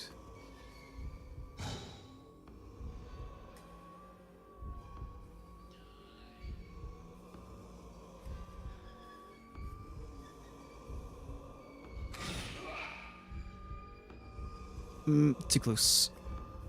Okay, we're good.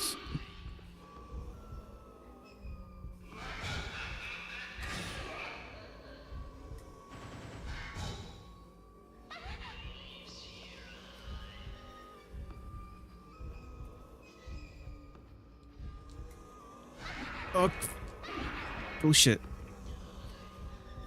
Couldn't even see what was going on.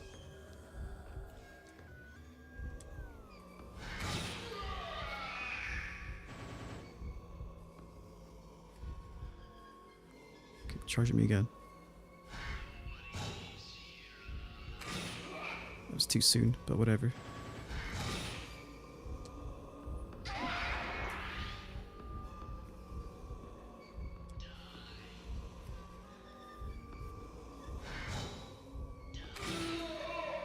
Okay, that wasn't very clean, but whatever. I'll take it.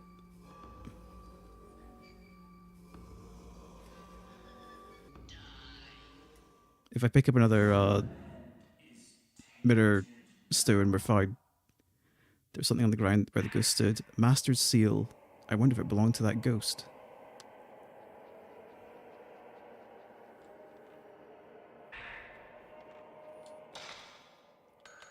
I've been trying to remember how long I've been subbed to you. I think most people probably subbed a very long time ago.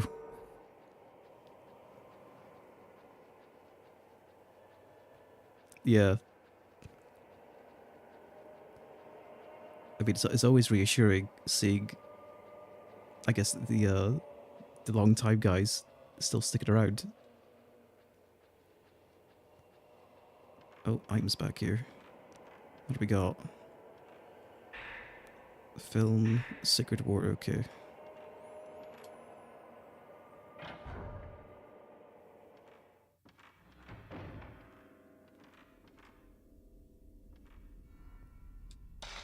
I picked up the Master's... Oh, I guess the Master Seals go back into the shrine. Yeah, I think you used to make Dark Souls 2 videos or something. I made Dark Souls videos, lots of Dark Souls videos back in the day. I kind of lost interest like shortly after Dark Souls 2 released though.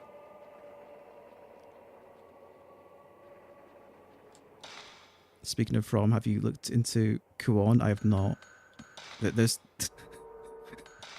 everyone has lots of video game recommendations, and I don't have enough time to play everything. I've got my own list of stuff I want to play as well, and it keeps growing. I didn't have a video game backlog until I started streaming, and now it just seems to balloon.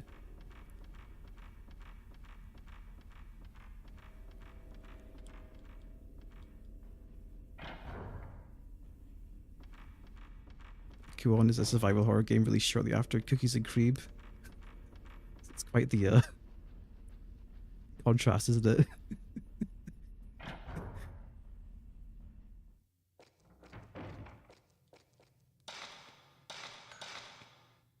I'll look into it then.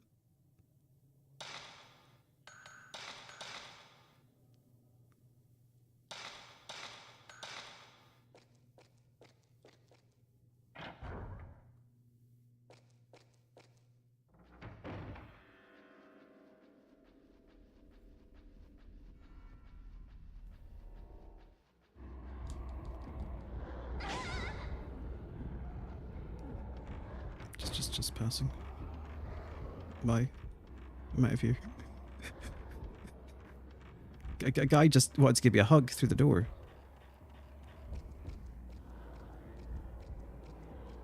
Yeah, we beat the boss. The guy with the sword.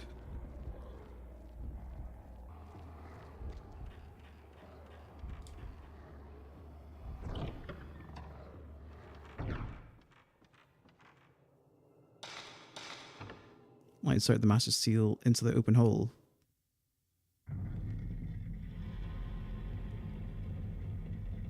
The cave opened.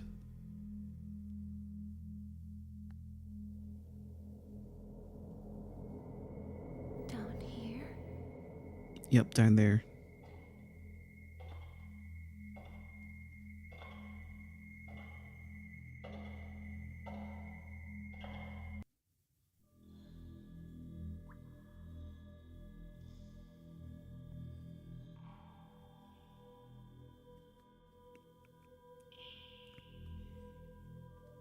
There's a lot of horror games I haven't played just simply because it's not a genre I gravitate towards.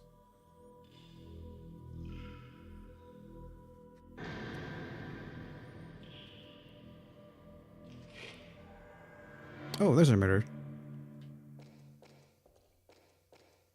Is that chapter complete then? The holy mirror is on the stone in front of the mummy. There's a recess in the stone. Something was removed. Mirror piece. I have almost all the pieces of the holy mirror.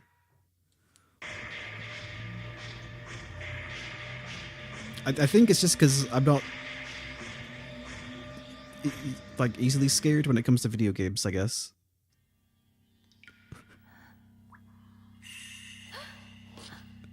The games that have stressed me out the most have not been horror games. No, Kitty.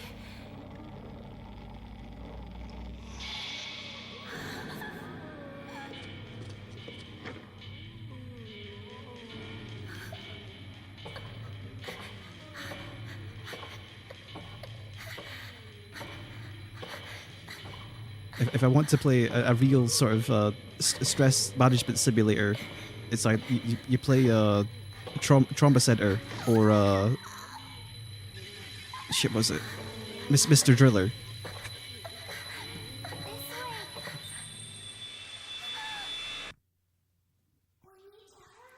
Mr. Driller is an intense stress management exercise.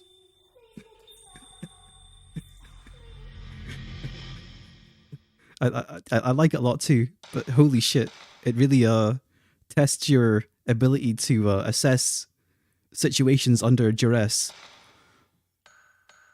and quickly.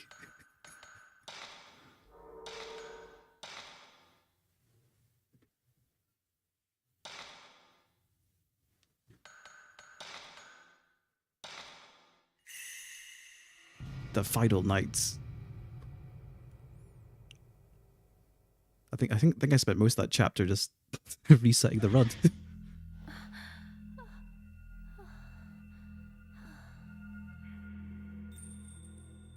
Hello. Who are you?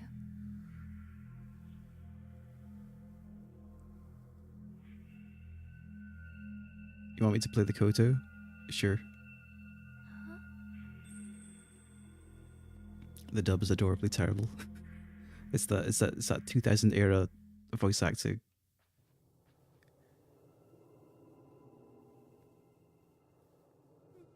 There's a girl named Kureha, and they call her Korea. Just a regular Koto. There's nothing special about it. Am I supposed to play something?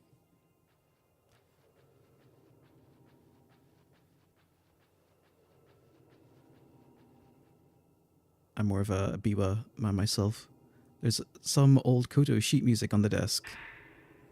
I picked up the Koto sheet music. It's an old song, but I think I can play it.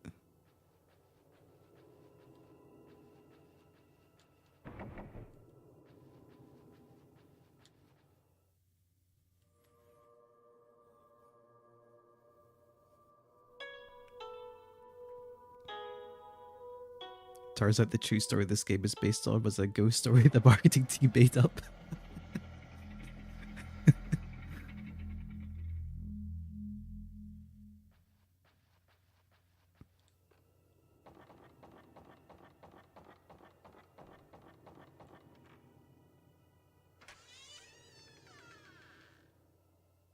Yes, based on a true story that came to me in a dream.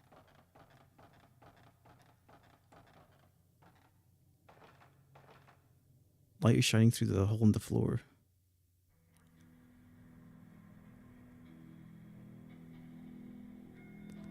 I think it's only on the American box.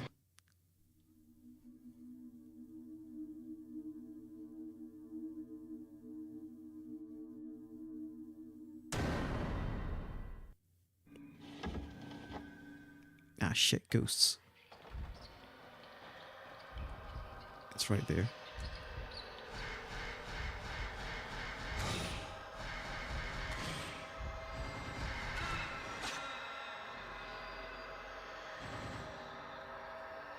It's okay, it's dead.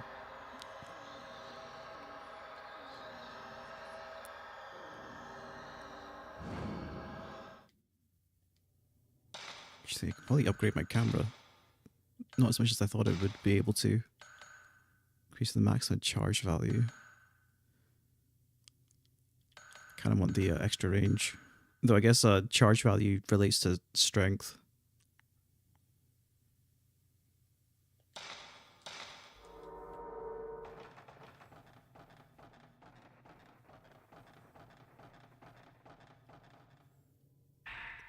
Nice medicine.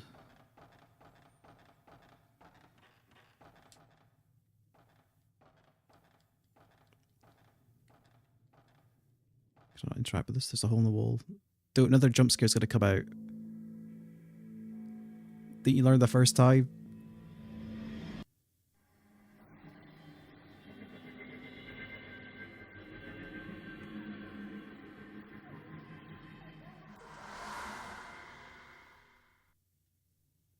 What does Fatal Frame 5 give you like an infinite pity film?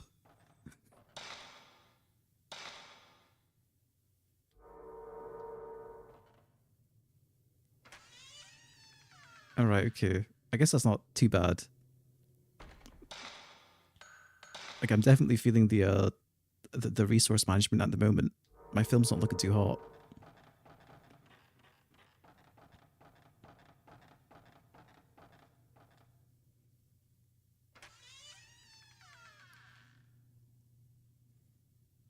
We're on the rafters. There's no way there's not going to be a ghost here. There's an old camera here. I think I can take a shot.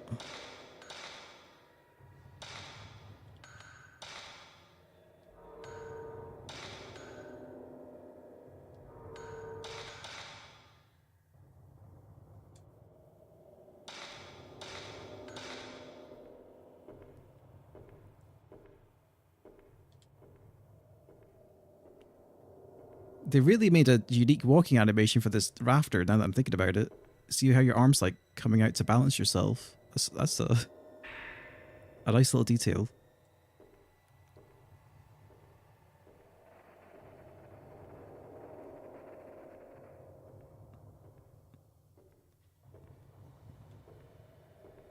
Can't even sprint up here either.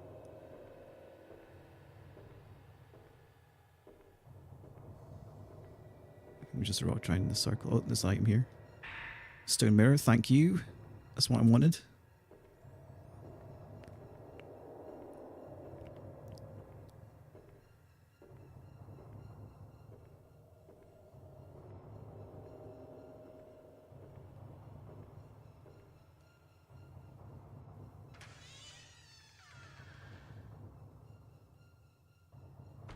What's up here?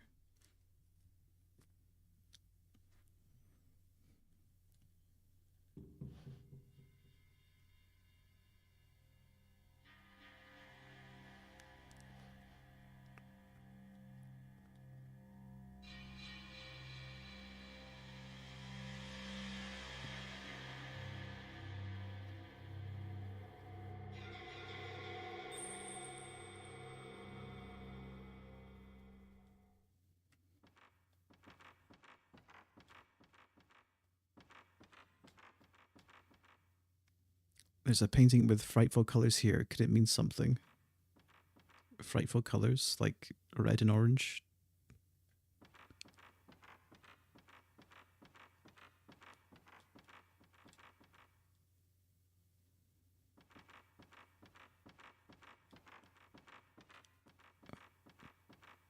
She reminds me of the bugs from Terraformers.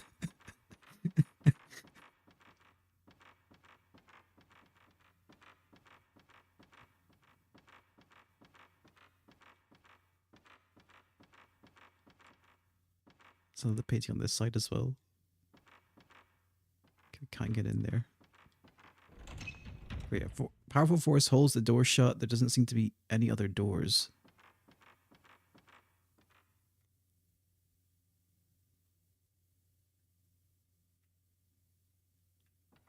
If I get closer.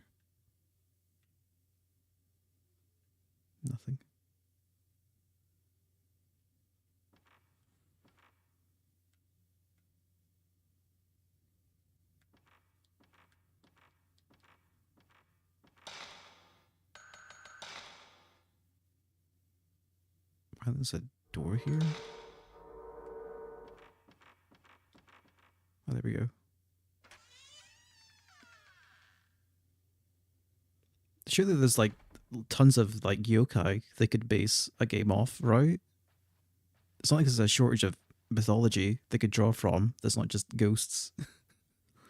It looks like there's a diary on top of the old desk. Curious diary. The strangling ritual will be held soon. The master and the priests are performing their ablutions. And it looks like the whole family is gathered here at the mansion for the ritual. This mansion is usually so lonely, but for today anyway, it's bustling with life. One of the priests was staring at me today. He looked so sad. I'm the rope shrine maiden. I have a very important obligation to fulfill. But how can I perform my duty as the shrine maiden now, feeling the way I do? Now that I've found out the true joy of living, and now that I've gone and gotten that poor man involved. There's a piece of the holy mirror under the Shinto gate. Fourth mirror piece. One more piece and the mirror is complete. Curious hairpin. I've got a beautiful golden hairpin. Maybe it was Kyrie's, that woman in the prison.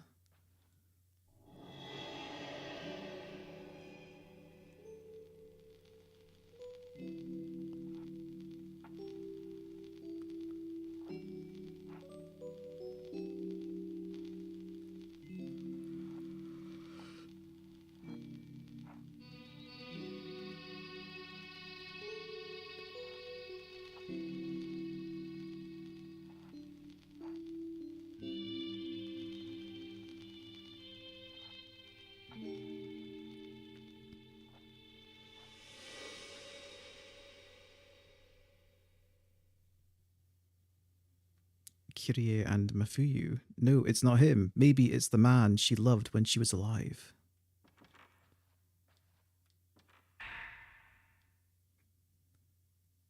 While I was looking out of the window today, I saw somebody walking in the garden.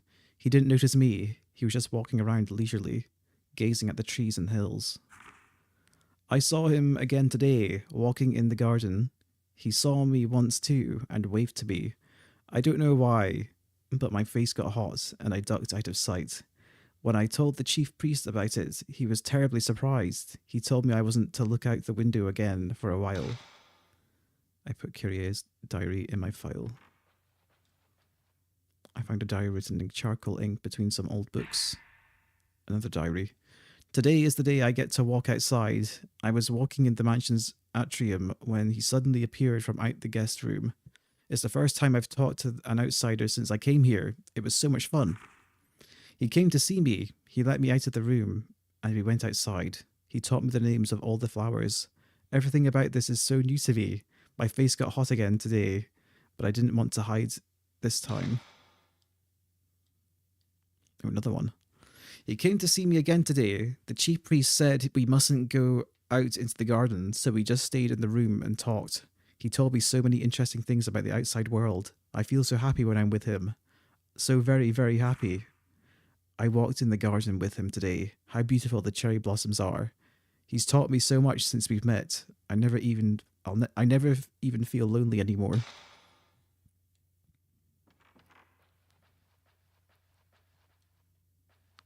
Anything else here? No.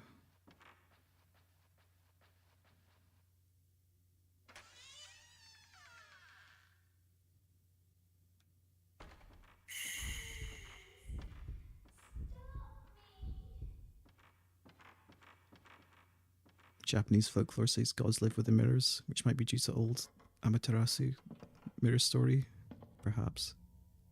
Shinto's got a lot of cool stuff going on.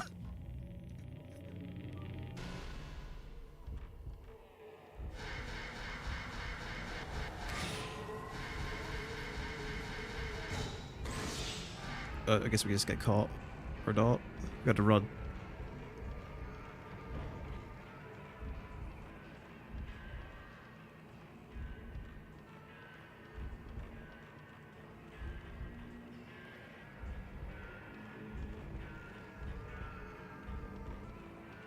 Maybe the atrium is fine. Okay. Sure. Kind of want to go to the shrine by the hill now, because usually there's items up there. Oh, it's locked off. Door's nailed shut.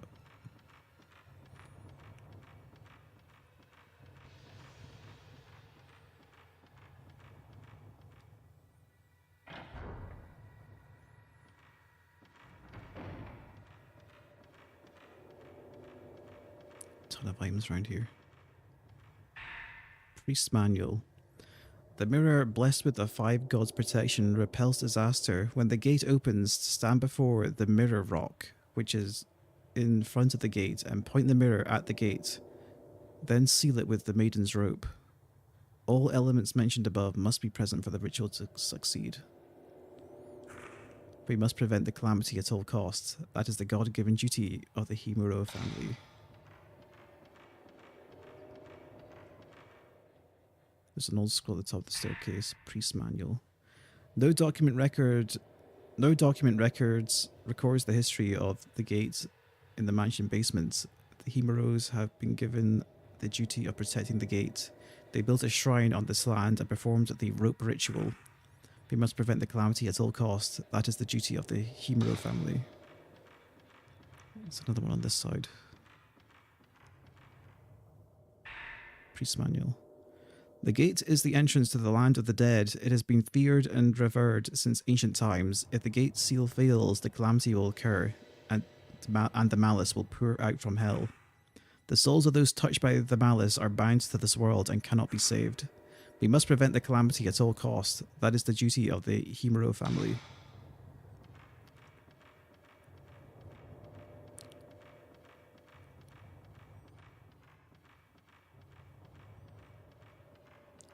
Any items around here? No. There's a save point out here. Oh, of course it's nailed shut.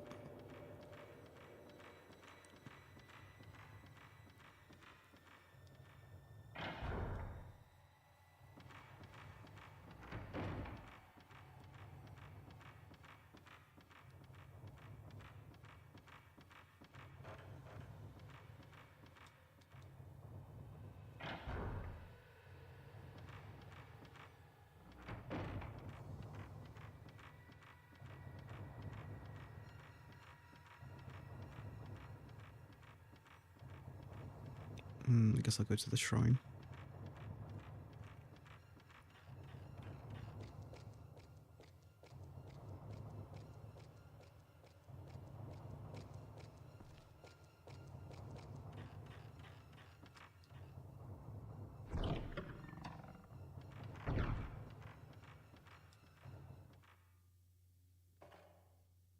Back we go.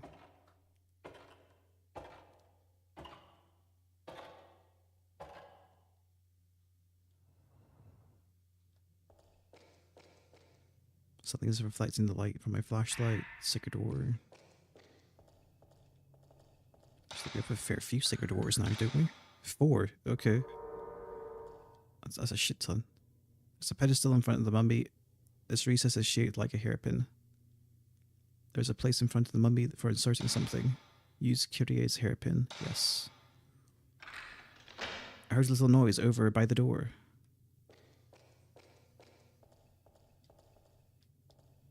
I think the door unlocked.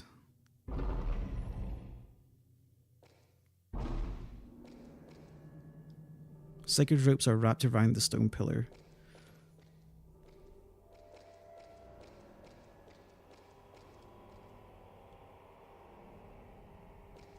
Oh, this is the other side of the tunnel where Mafuyu was.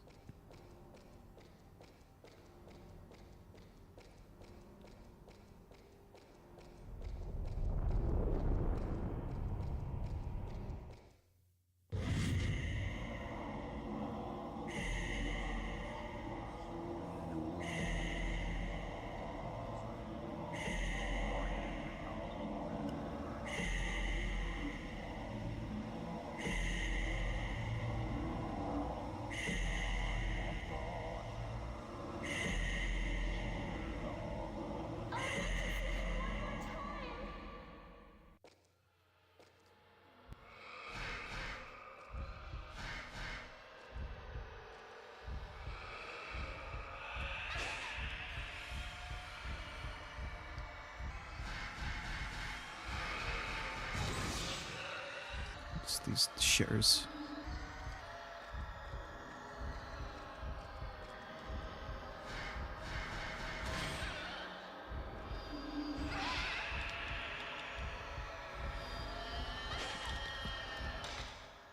I love getting comboed.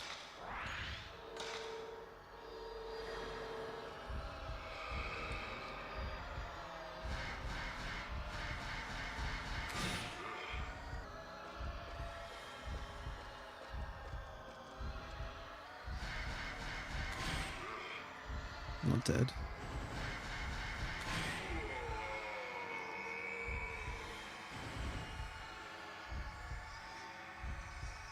Run ahead.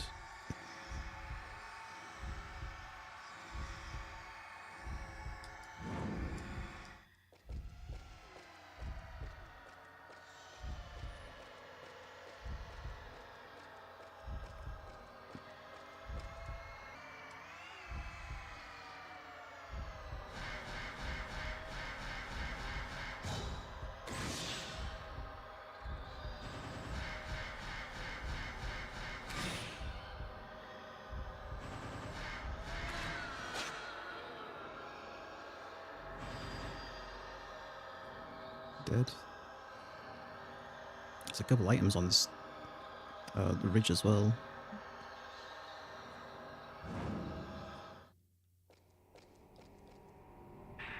Film.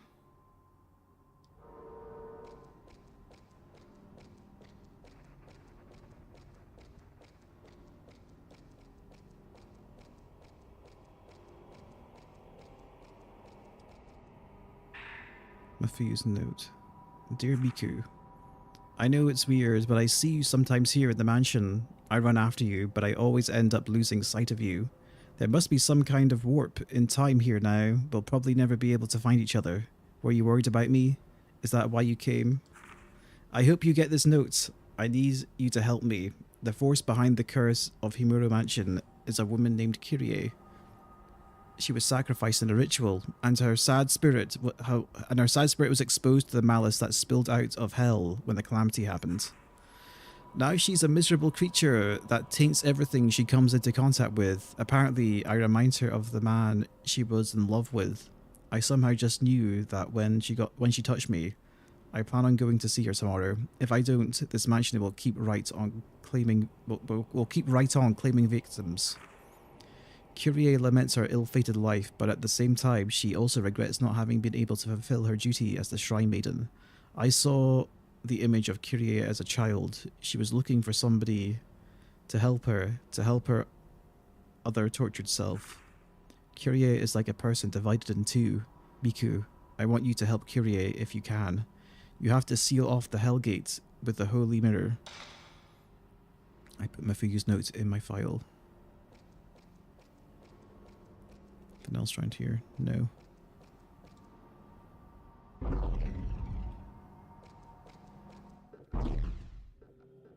Oh, the well.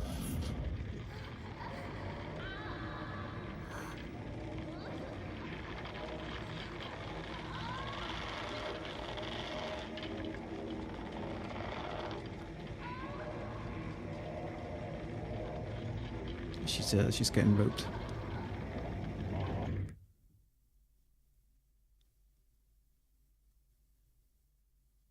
Stop.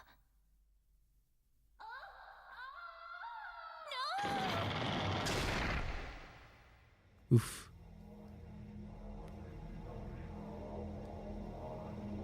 What a way to go. No. No.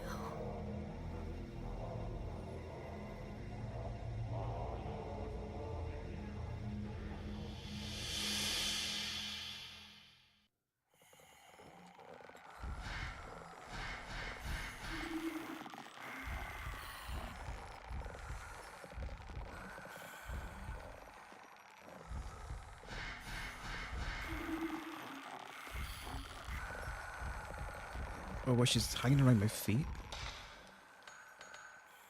I was wondering why I couldn't see anything.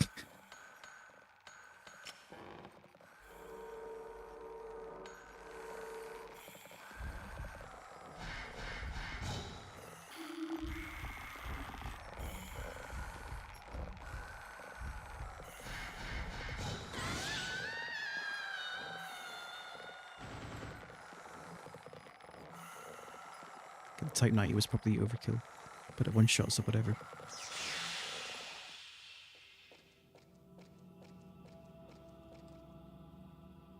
Okay, another stone mirror. Can only carry one though.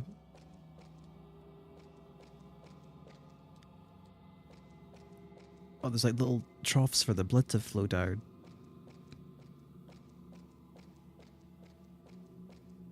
Grim. Probably the altar where the ritual was done, a huge stone pedestal is stained red.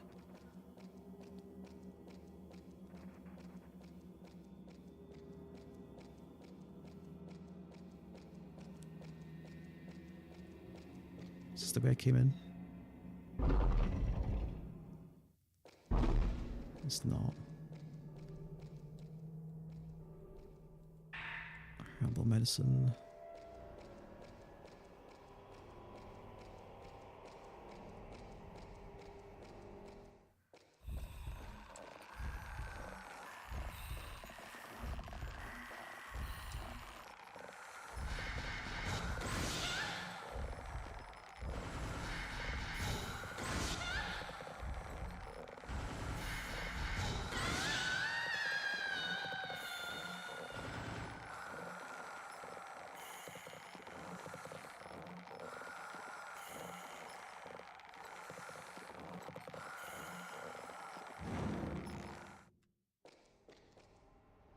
Piece of paper on the floor and my fuse note.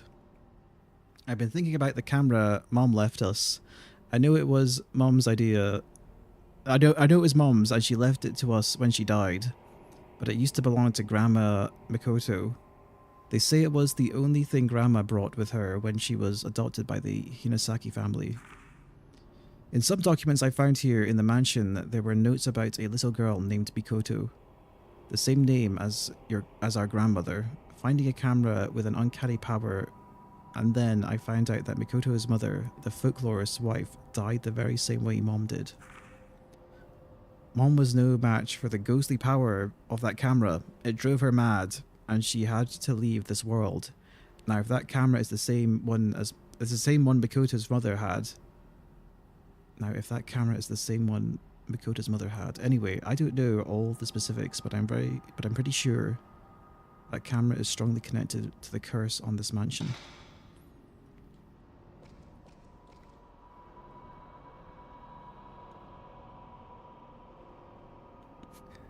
Something about all these decrepit looking torii gates with the camera filter looks sick as hell. I like how this looks.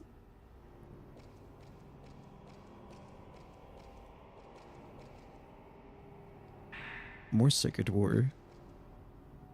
Are they prepping me for a boss fight?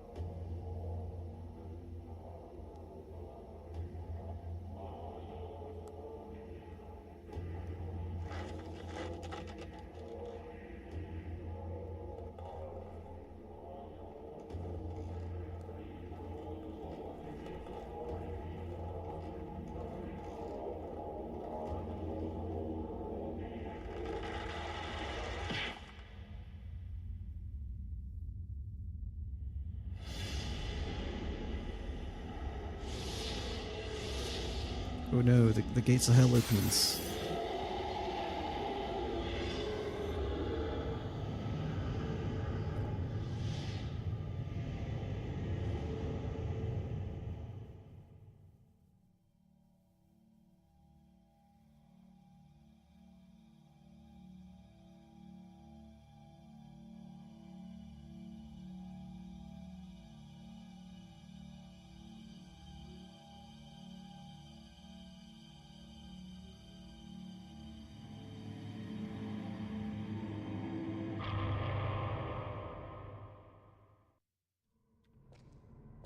No ghost.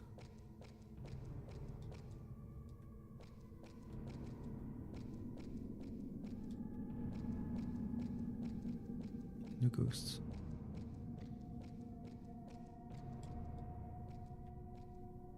It's the malice. I can't go any further.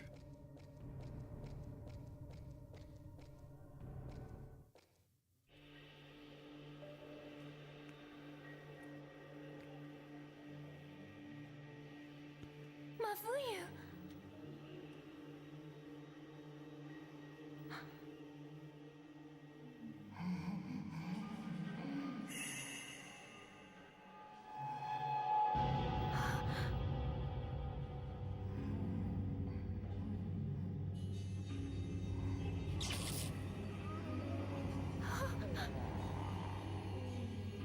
Miku. Will always be together.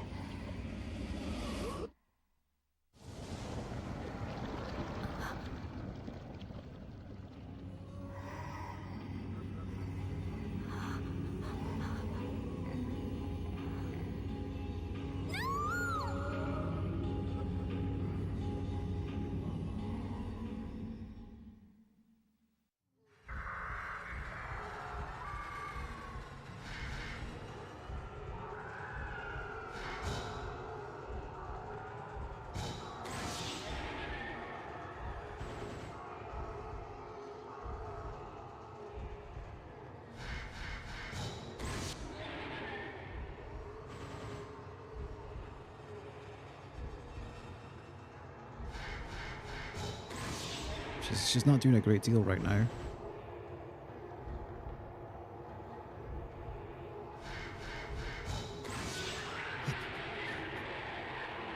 Was that the boss? The camera's gone, so I'm assuming that was the boss. Maybe. Oh, the camera's fine. It was in pieces. We're fucked.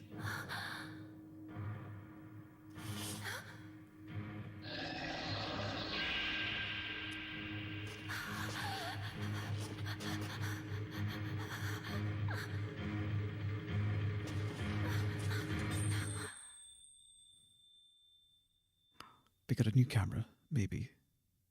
The mirror. It's the last piece of the mirror.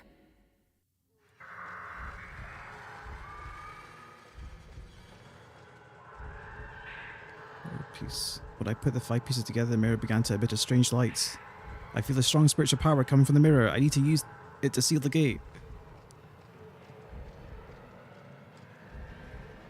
The rock has a recess in the center. It's about the size of the holy mirror.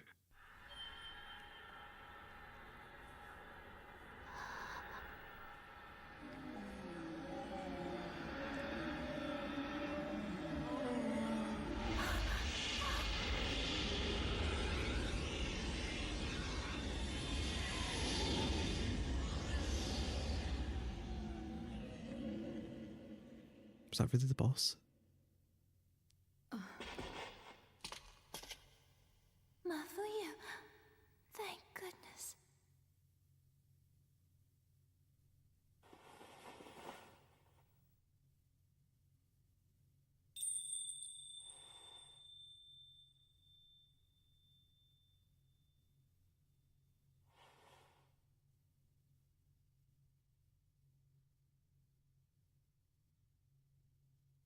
Don't forget your duty.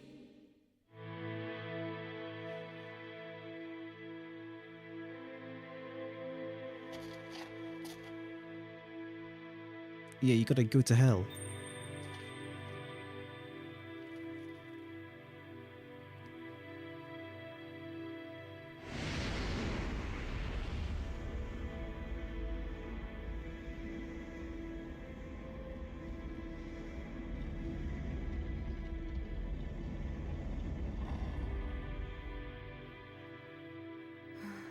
My duty is to keep this gate closed.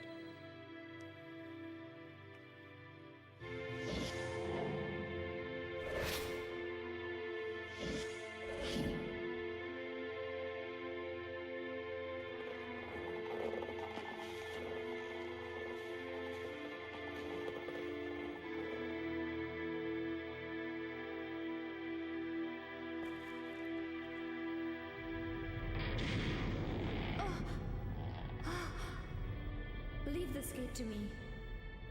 The rest of you, hurry and escape. But what about you? I must stop the calamity, or else it will happen again. Don't worry about me. You must go.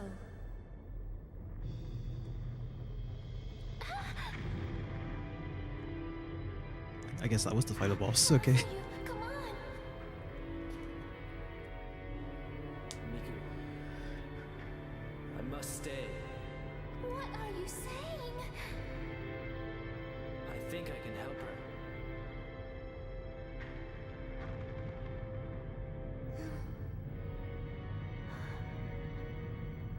Sorry, Miku. I'd rather die with my ghost wife. Miku, you go on without me. Go away.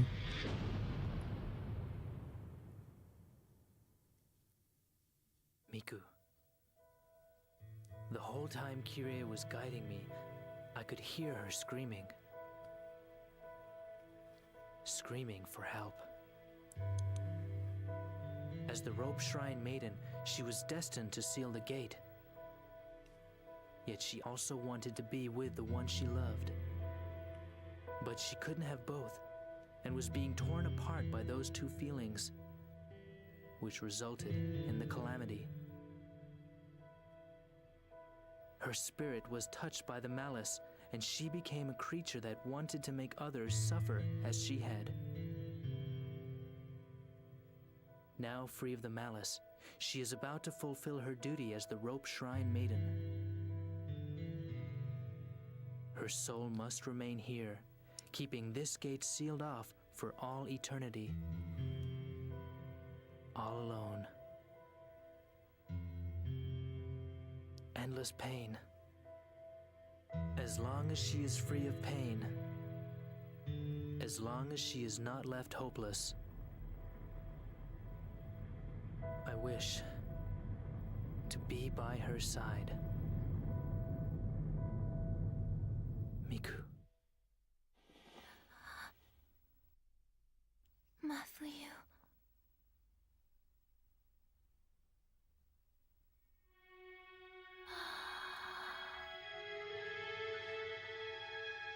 Look, their souls are all going back to where they belong.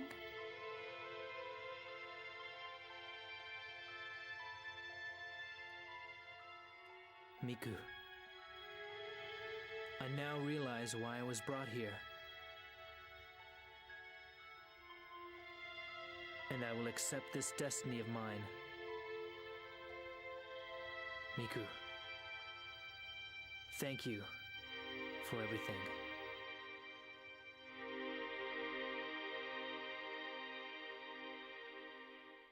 Ever since that day, I stopped seeing things that other people don't see.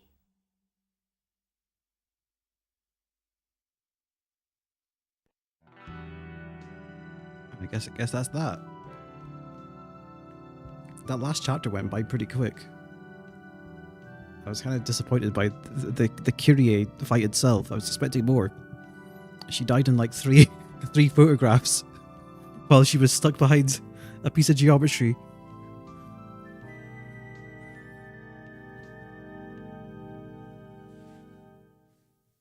It was fun though. I enjoyed it mostly. Definitely a little rough around the edges, but it's hard. I don't want to say I'd changed too much, because I think a core sort of tenet when it comes to these kind of games is that if you start giving the player character too much control, it doesn't. It kind of takes away from the survival horror aspect, I guess. It starts feeling more like just an action game.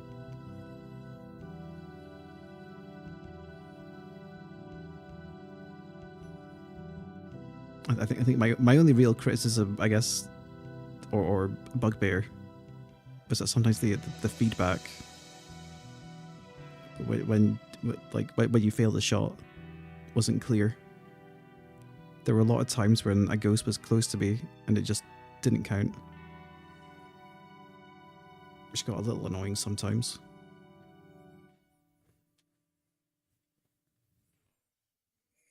Rank C. Battle mode is now added. Sound test function is now added. A special function is now unlocked. A new costume is now added.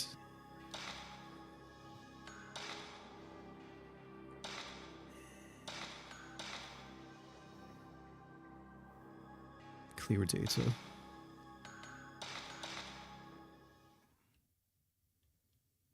I liked how the map was laid out though. The way the chapters sort of reshuffled the doors was interesting. So it was like the same map, but you had to navigate it in different ways. I think 2 and 3 are better, but I'd rather see you play Silent Hill 2 or 3 instead. Those are really good. Yeah, I'll probably do that before next October.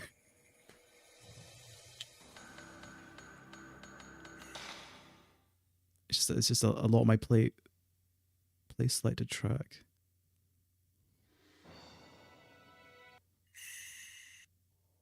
At least give me track names, not just numbers.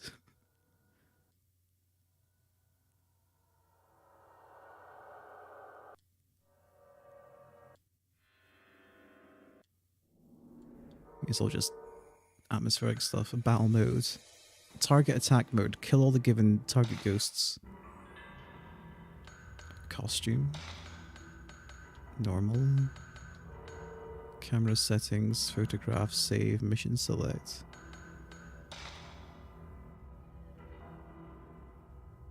What, you have your camera from your clear data? You can see the photos taken during battle mode. Save. You can save game data and album data played during battle mode. Mission select. Editors. Broken neck. Floating women. Assistants. Novelists.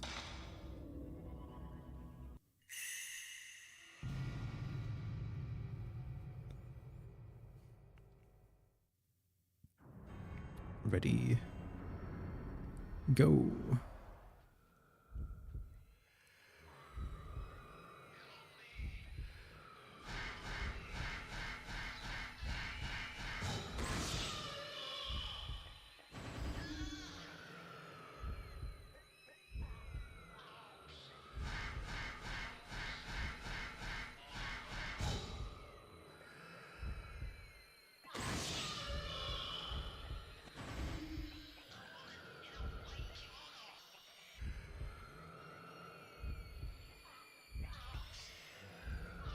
It's right there.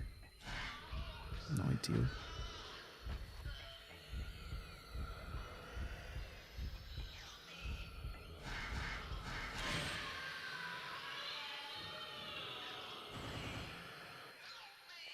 Is it just the one ghost, or is it multiple? Oh, there we go. Mission clear.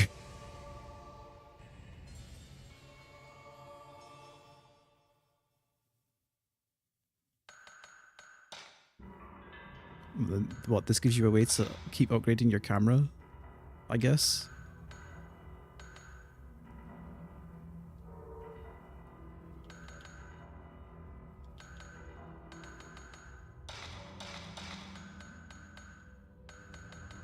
Allegedly, I unlocked a costume, but it's not selectable here.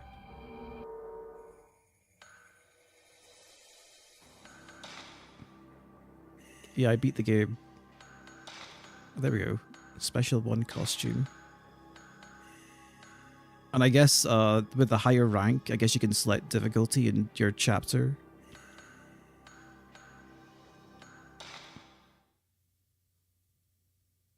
Yeah, I beat the game. I wonder how long The final boss was really easy.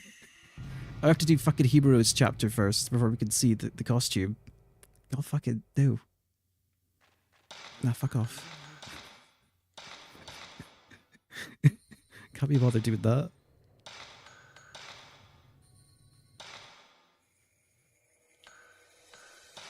Why can't I just select from any chapter? I guess I have to have a higher clear rank to do that. Oh well. But yeah, game's not over. You unlocked a battle mode.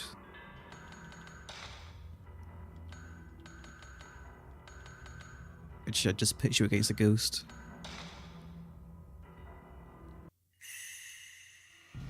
And the sound test.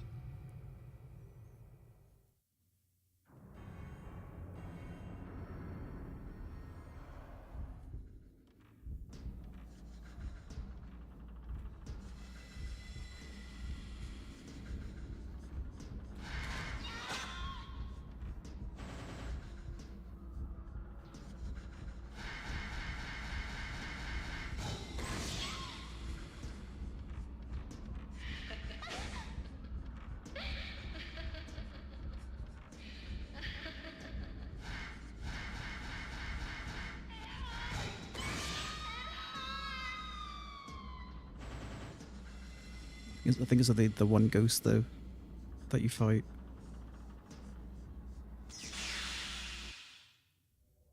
Mission clear.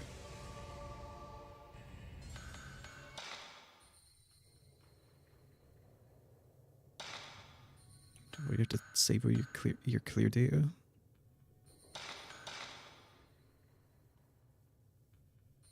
Huh. Rank B. Then I think that gives you extra points to spend on your camera. Yeah, it does.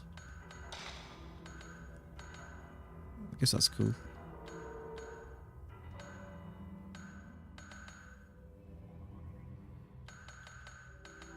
The silly thing is that it retains the film you got after you cleared the game.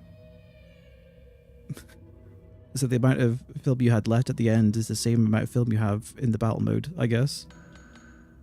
Special function. Zoom. Enhanced zoom. Oh. I guess the special functions maybe are related to your clear rank as well, perhaps? Or maybe other conditions. Ugh. I'll look forward to play the other games. I think with some tweaks. I think even just like in terms of the smoothness of the combat mechanics would be enjoyable in itself.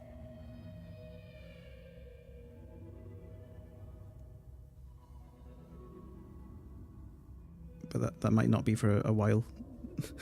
There's still a lot of other games I want to play first.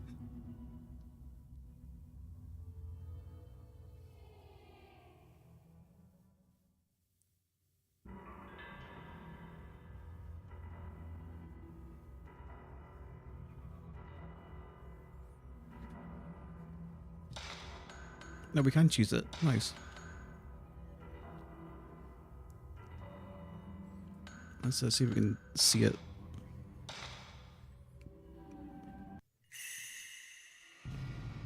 What's next on the list? I haven't actually decided yet. What's this costume? Can I even see it from here? Kinda. Oh, it's like an orange torso with a blue skirt, like a denim skirt, I guess.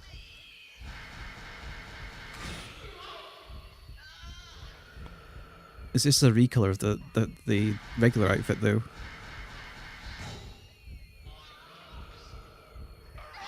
Shit.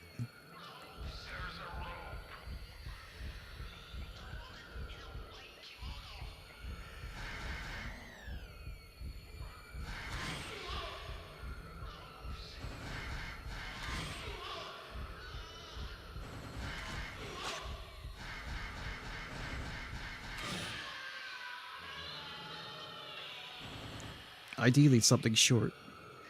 I might do a Resi 3. I was told that was shorter than even 2.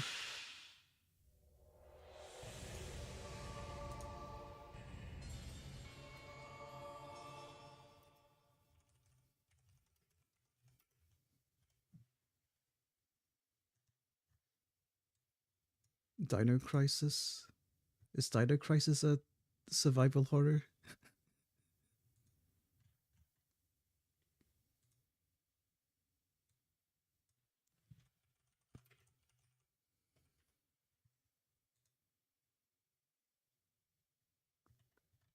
Allegedly, Dino Crisis is about the same length as a Resident Evil, which would make sense. I guess the format is like survival horror. Still, we might do that. Actually, yeah, we might do that. Mix it up a bit. I've already played 2 Resident Evils this month. Okay, we'll do that. And then the plan is to also do Luigi's Mansion as the Halloween special.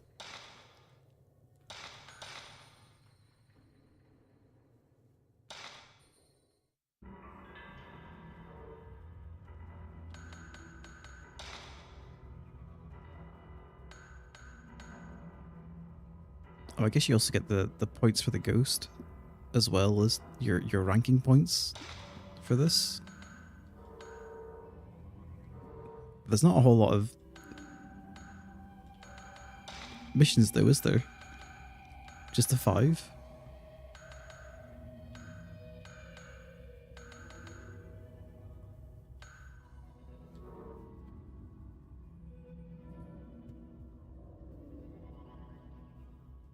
Okay, I might do Dino Crisis then.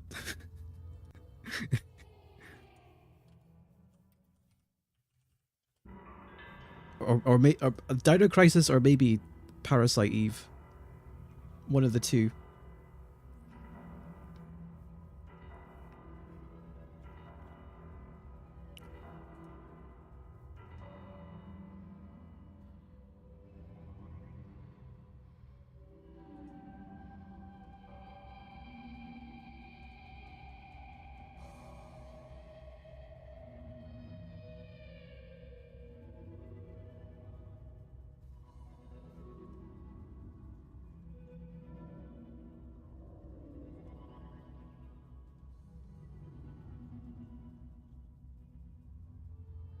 Yeah, okay, I might do that on Tuesday. You'll find out when I schedule it.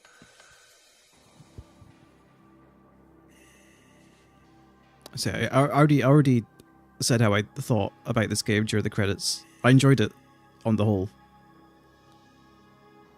It's definitely very unique. I guess my only sort of thing that kind of grinded my gears a bit was the feedback at times. And sometimes it was hard to avoid ghosts, but maybe that's the point. Though just like Resident Evil, the difficulty kind of dropped off right at the end, but not as much. I don't know why they were kind of setting me up for like a big boss fight by giving me like, what, two or three waters and a bunch of healing items right before Kyrie, and she was nothing. She was probably the easiest ghost in the game. Put up no fight. I don't know if she just bugged out at me or what. A little bit of a whimper at the end.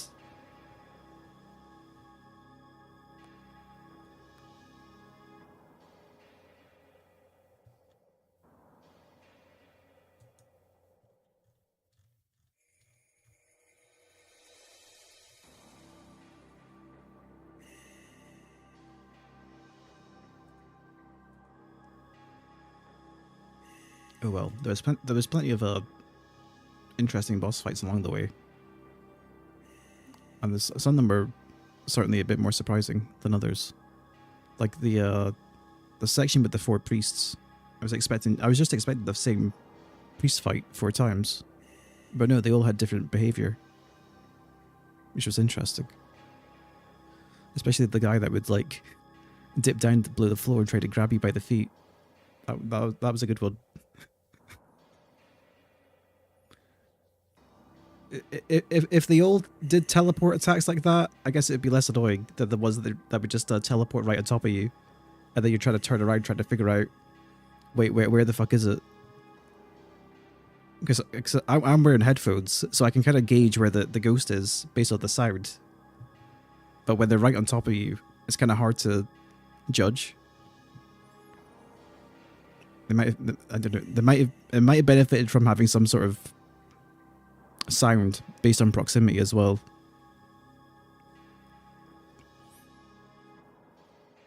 Because there's usually not a whole lot you can do if they're right on top of you besides just exit camera mode and run.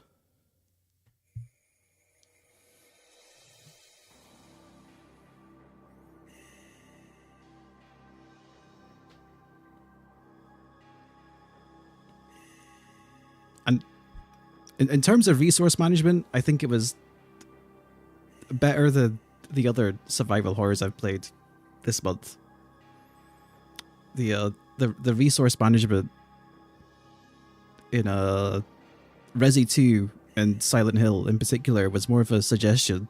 I never felt wanting for anything in those games. It was a bit tighter in Resi 1, but I think that was probably more down to unfamiliarity.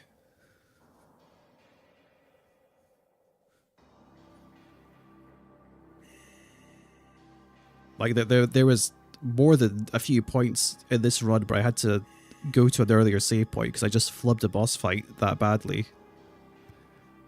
that I needed the extra healing for later. And my film stock was looking pretty thin by the end, so I think it's probably fairly well tuned in that regard.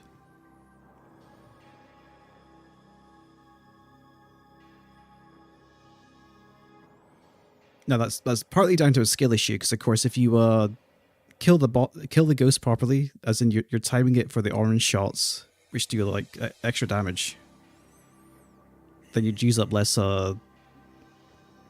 film. But there is some room for error there, and you're probably allowed to explore more of the mansion and kill off optional ghosts, which would use up more ammo. And maybe reward you with some extra along the way. There was definitely some extra stuff I killed in Chapter 2 that wasn't necessary. So there probably was stuff hidden away in like Chapter 3 and 4.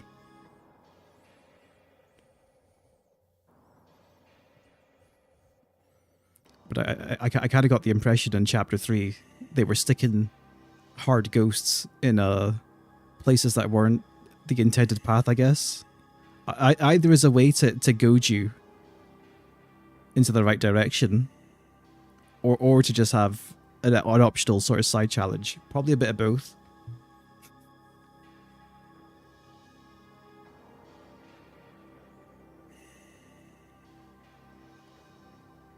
No melee option in this one. Is there melee options in the other Fatal Frames? Or do you just mean in a general sense?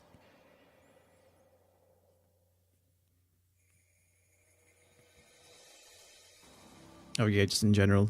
Yeah, there's no melee options. All you can do is shoot your camera point blank.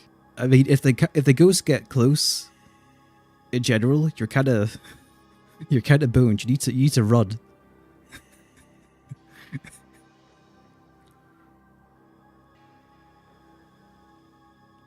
That's another thing, because unlike I'd say on the whole in like Resident Evil and Silent Hill, the rooms were fairly bare, right? There wasn't a lot of obstacles inside the rooms themselves. But in this one, you had to like maneuver around shit inside the rooms as well, which made the positioning a bit more tricky. For better or worse. Sometimes the collision on some stuff was actually kind of annoying. You get stuck on the edge of something and couldn't move.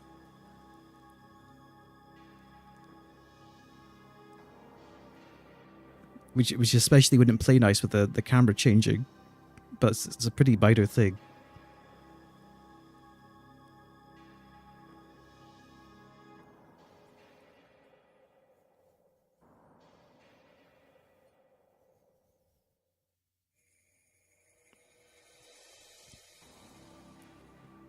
The thing is, though, the added thing about having all the obstacles in the room, though, is that they only goes one way. The ghosts don't give a shit about there being a table in the middle of the room. That's your problem. You have to move around that. You can't use it to get a gap on the ghost.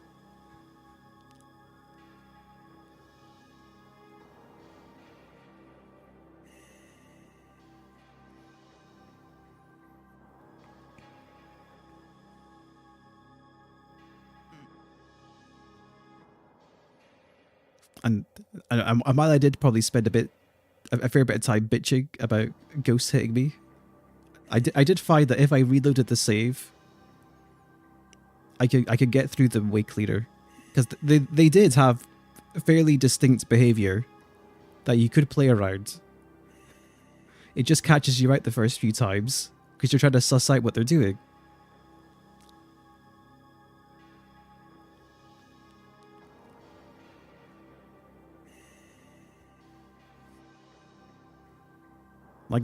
Like a good one, a good example of that would be the female ghost at the bottom of the pit at the end of chapter 2, who would charge at you like after you took a photograph, so you had to like hit and run.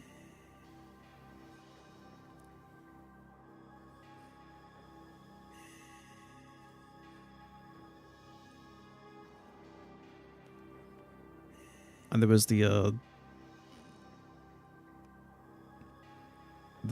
guy with the sword towards the end of chapter 3, who had slightly different behavior from the sword guy from earlier in that chapter. Because the sword ghost at the start of that chapter, you just wanted to basically hit and run because he would slowly shift towards you, but he wouldn't. He didn't seem to become like in a critical state, so you kind of just had to pot shot him and run away. While with the second version, he was invulnerable unless he was in the orange state. You had to wait for him to charge at you with the sword swings.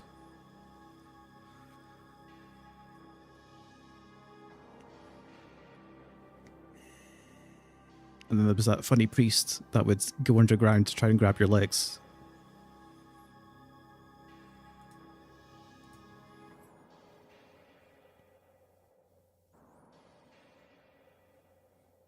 So yeah, I'll be interested seeing how they mix up the ghosts in the sequels.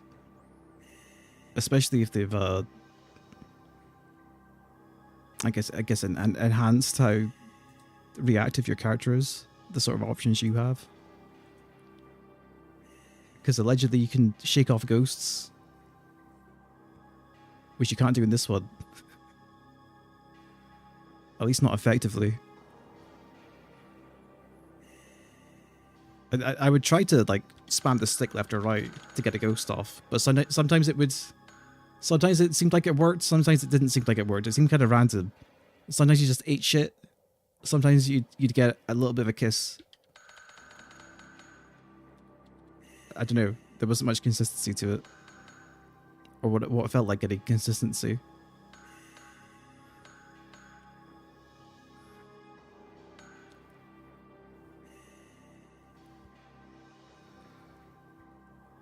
Shake him off with Wiimote Bagel. It'll be interesting when I actually get around to playing some Wii games on this. I've got everything set up as well. I've got a USB like Bluetooth like infrared bar. The issue is try to play Wii games at my PC with the microphone out. It's going to be kind of awkward because of course you need to be sat a sufficient distance away from the IR sensor itself. Otherwise it doesn't function properly.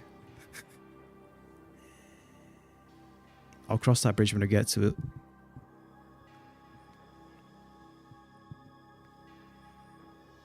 Just hold the Wiimote like John Wick.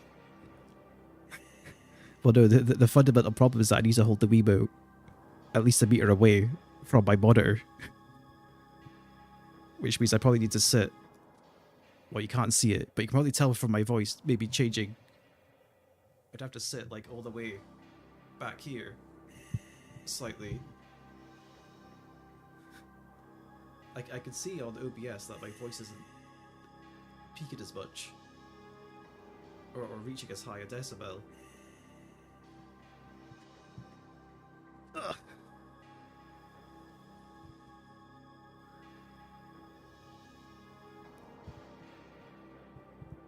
Yeah. I can maybe extend the microphone slightly further out to like this point, kinda. I'll just have to speak louder. That's the solution.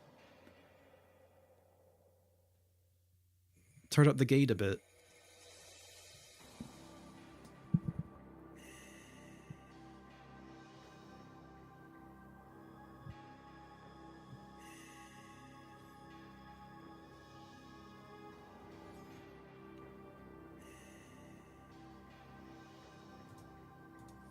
Because I haven't actually played many Wii games, despite having a, well, I say despite having a Wii.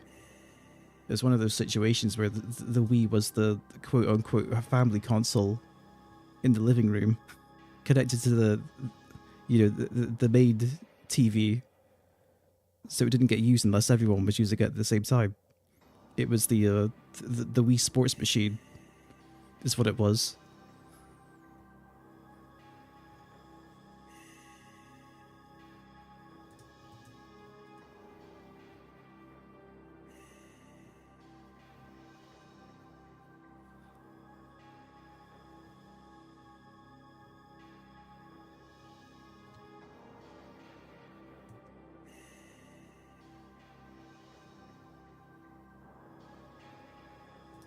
And my mum still has that connected to the TV in the living room.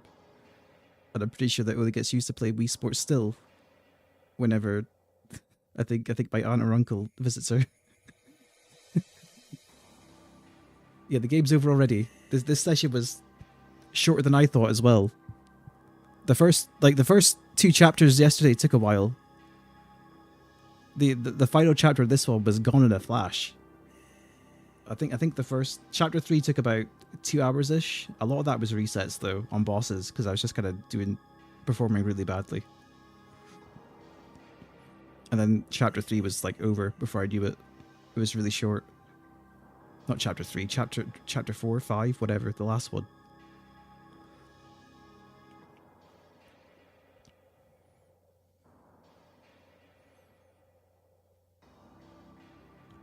And the last boss was kind of a wet fart, to be honest. There was definitely more interesting boss encounters.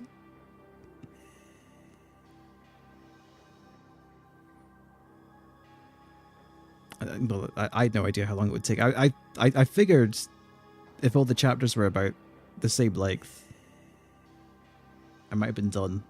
I don't know. Maybe an hour from now instead. But no, that last chapter was short. There wasn't much to do at all.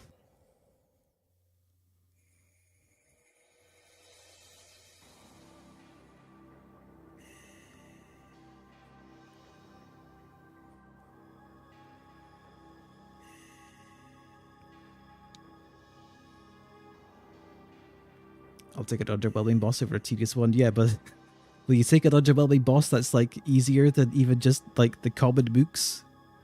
Any final thoughts? I mean, it's fun. I've already said my final thoughts. I enjoyed it. I liked the ideas I had.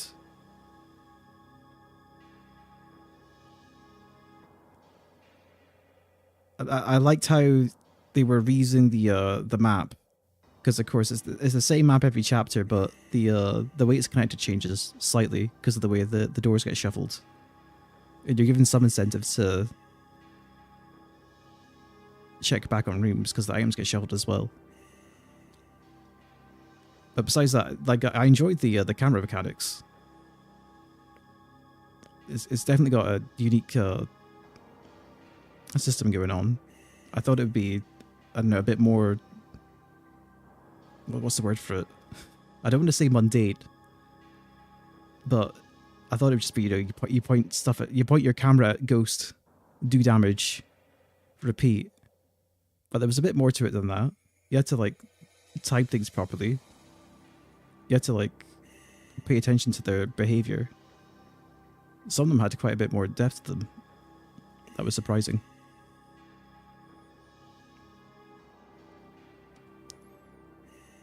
But I'll look forward to playing the sequels, because there's definitely some rough edges to this. But at the same time, I don't want to say things like, oh, I changed this or that, because I think an important part of survival horror, at least from what I'm playing, is that if you give too much control to the player, it starts feeling more like an action game, and not more like you're like a fish out of water kind of scenario.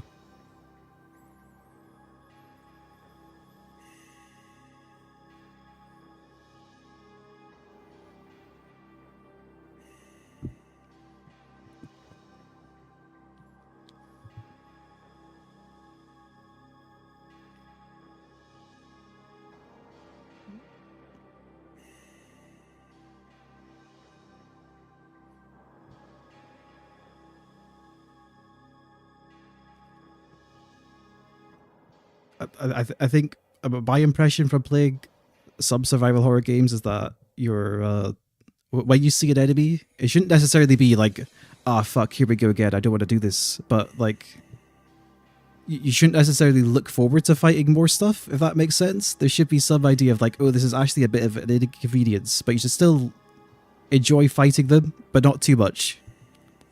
It's a hard balance. The ghosts definitely strike that balance mostly. Some of them are more annoying than others. But I think maybe if you make the enemies too much enjoyable, too much of a joy to fight, again, it would probably lead more into being an action game and not a more survival horror experience. I don't know.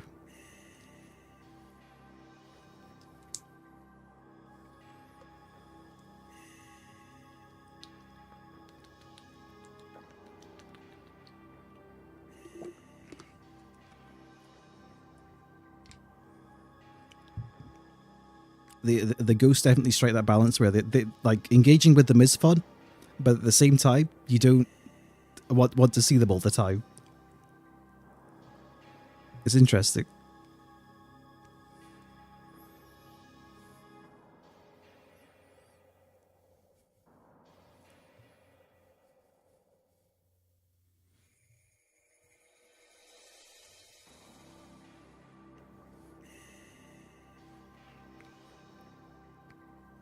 The damage numbers and stuff made the game feel gamier a little bit. I enjoyed that there was some risk rewards mechanism with the camera. Like you were encouraged to actually bait them, or rather attack them when they were at their most dangerous, which is when they were attacking you. But sometimes the feedback on that wasn't too great. And most of the time, I don't think it was a great idea to wait for those windows. Sometimes they lined up pretty naturally. There's some enemies where they're just doing their regular motions. The zero windows felt good. And other times it was just like, oh, I need to wait until the enemy's like practically kissing me, until this orange window thing comes up. The orange window comes up. No. Fuck that. I'm gonna shoot it from as far away as possible. Who cares if it takes 2 or 3 more films to do?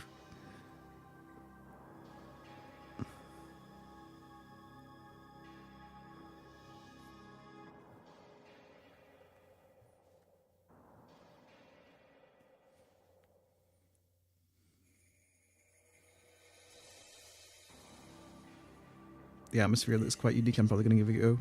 Oh yeah, the atmosphere was nice.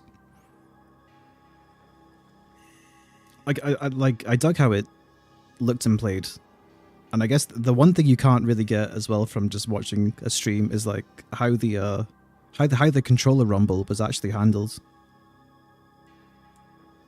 Like the way the vibration on the controller is done in this game is really good. It feels a lot more immersive.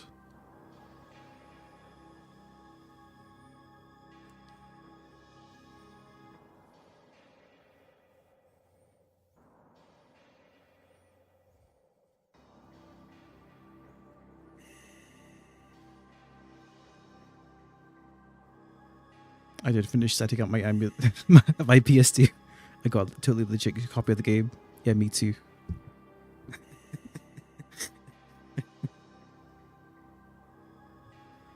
Though, if you do play this game, I don't know, like, play it in software mode, because allegedly there's some issues if you play in, like, hardware rendering mode, where it will, like, crash. Personally, I always play in software mode, regardless of the game, just because I feel like it's a bit more accurate in terms of the graphics. And I never upscale anyway. I only ever play at native res. I don't mind my games looking a little crusty.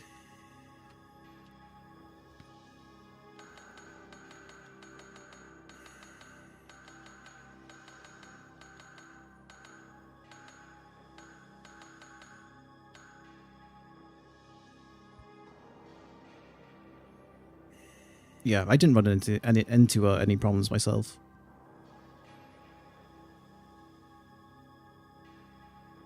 I always just quickly check the compatibility of anything I do play before I lock in. I don't want to stream games that have choppy emulation. Been testing with God Hand for a couple hours. I need to play God Hand at some point.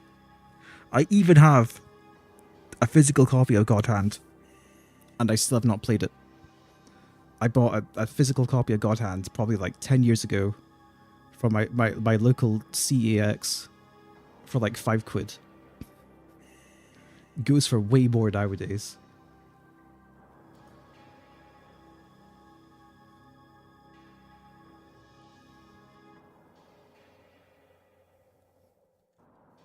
That'll be my New Year's resolution, because I've still got enough on my plate this year.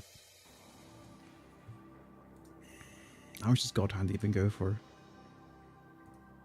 Let's go on eBay. God Hand. PS2. £120. Should probably sell my copy as well. There's one for 90. What the fuck?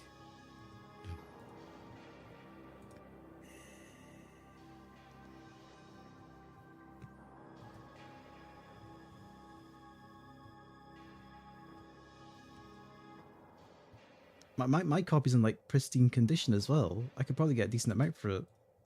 I might sell it. I have it backed up. It's fine.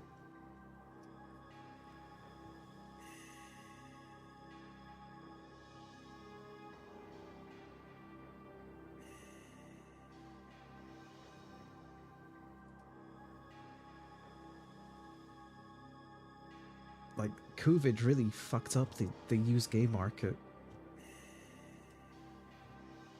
Like, a lot of old stuff's just like really expensive.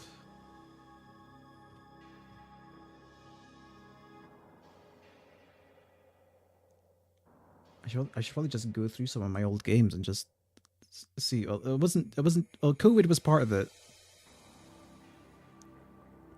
There was also just the some market manipulation going on as well.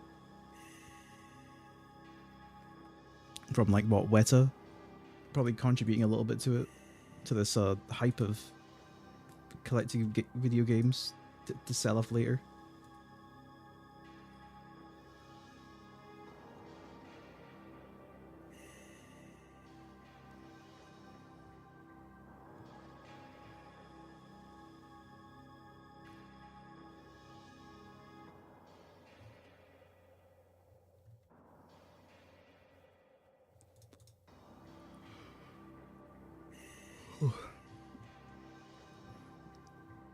How much does Shadow of the Colossus go for? Though my PS2 copy's kind of beat up. Yeah, not that much. It's not that expensive.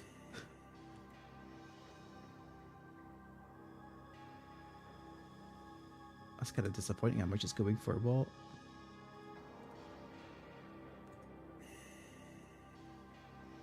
That's actually a bargain. What the fuck? You can get like a decent condition copy of Shadow of the Colossus for PS2 for like 30 quid. What? Oh yeah, I watched that Carl Jobs video. I think COVID was still a contributing factor though.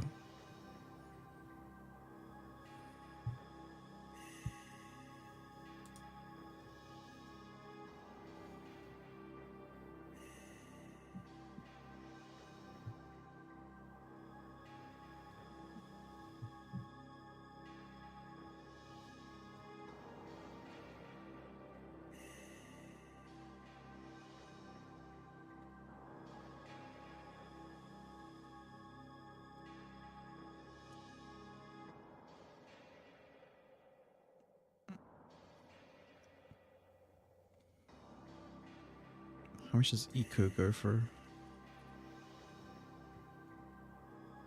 I mean, I would have thought Eco and Shadow of the Colossus would have went for more money on eBay, but now they're fairly cheap.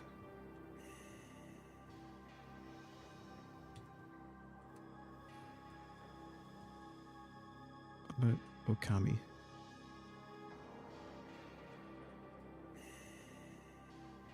That all the PS2 games that I thought would be fairly expensive are all like really cheap. Besides God Hand, that one's actually goes for a lot.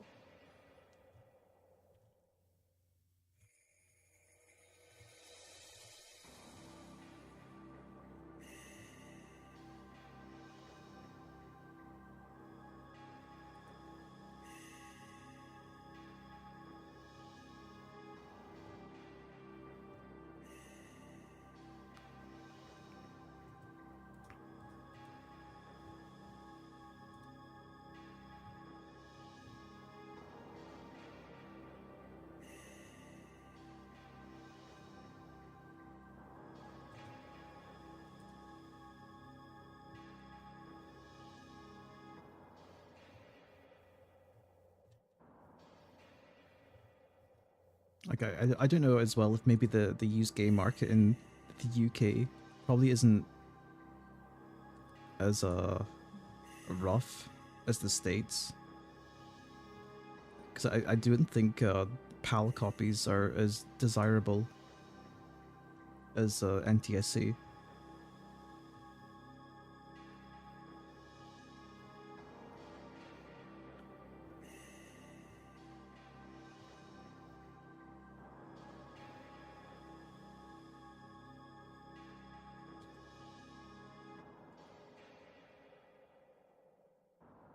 I want to believe that if we didn't have those inflated prices, some old games would still be affordable. Oh, for sure. But I think everyone being locked indoors probably also probably made people more, I don't know, inclined to buy shit online. just to have something to do and get into like more indoorsy hobbies.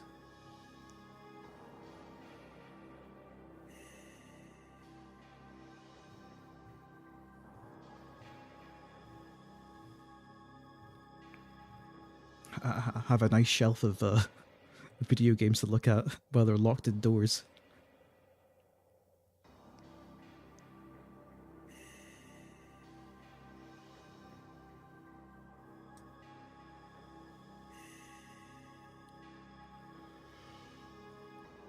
Oh.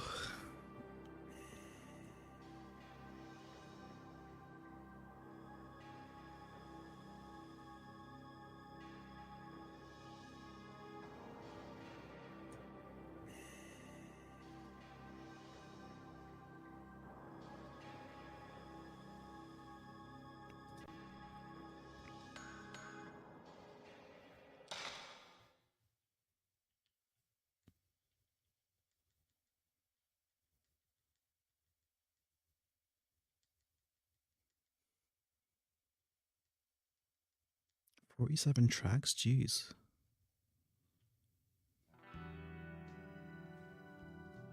I wish I still had my OG Xbox and 360 collection. Had to sell most of them last year. Oh, rip. I mean, I wish I still had most of my old stuff, but it all got sold off in a in a car boot sale before when I was like probably 12 years old, before I knew any better.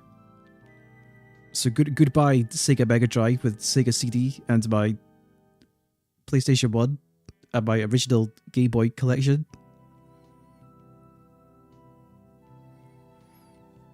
I ended up buying, like, during my early 20s, buying a lot of Game Boy stuff off eBay. Thankfully, it was still really cheap back then. You could get like a box copy of Pokemon Red for £10 that I still have. Do they have a track for each ghost mode? I don't think they do.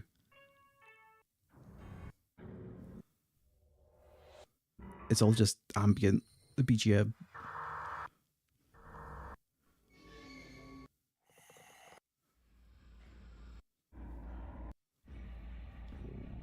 Reduce volume, increase volume. I sold almost all my physical stuff, but now Nintendo is cracking down on emulation and I'm scared. I mean, they can't do anything to you if you already got it, right?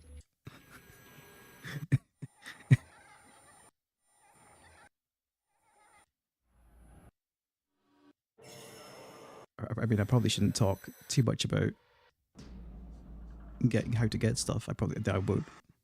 I'll just say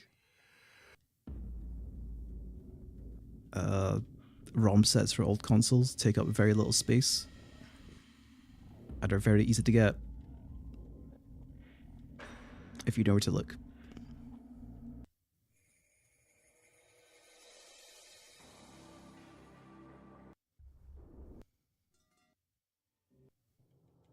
Yeah, there's no ghost modes, I'm afraid.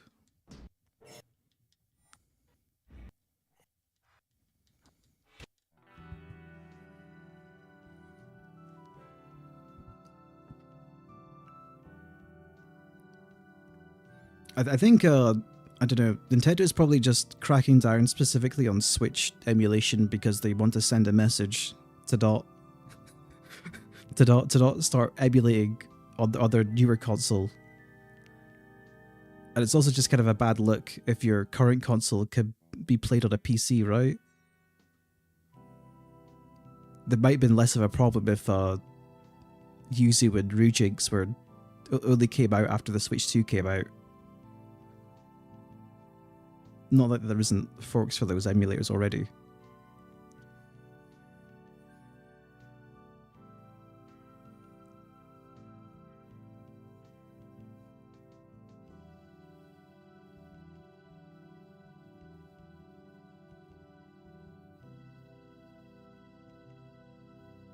My uncle had to sell his SNES along with like 20 cartridges for a really cheap way back in the early 2000s. Ooh. It's stuff like that where you think back to now thinking, oh, I wish I didn't do that. I wish that never happened. I wish I still had my Sega Mega Drive with Sega CD so that I could play Sylpheed on original hardware again.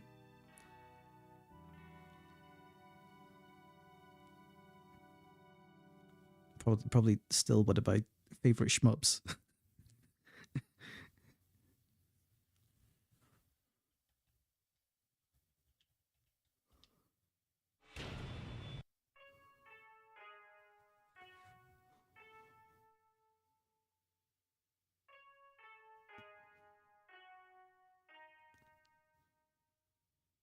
I would watch a shmup stream. I'm very rusty when it comes to shmups. I haven't played any shmups for a long time. I feel like I'd have to do a bit of a training off stream so I can come back and stream them without embarrassing myself.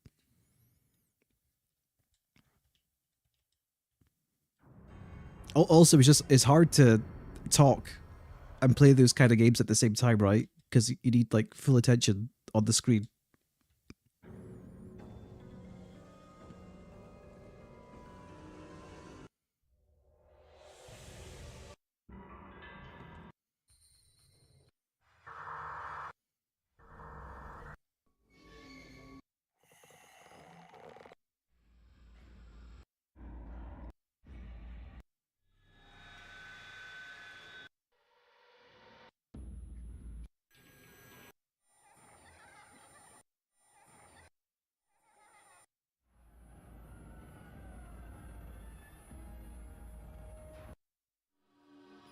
Yeah, but it's all just a pretty similar sounding ambience.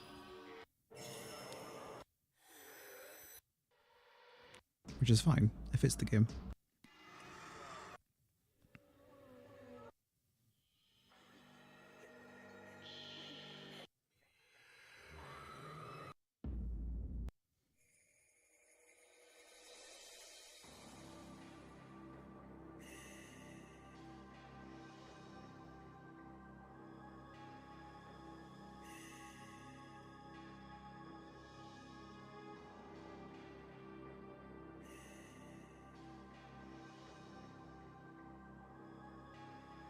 So next stream's gonna be Luigi's Mansion. It might be well, when's Halloween? It's on Thursday, right? There's a few days before that. So I could do Tuesday, Wednesday, Thursday instead of Tuesday, Thursday, Friday. And I might do I'm decided what to play before Luigi's Mansion. You'll find out when I schedule it. It might be Resi 3, it might be Dino Crisis, it might be Parasite Eve. Depends how I'm feeling.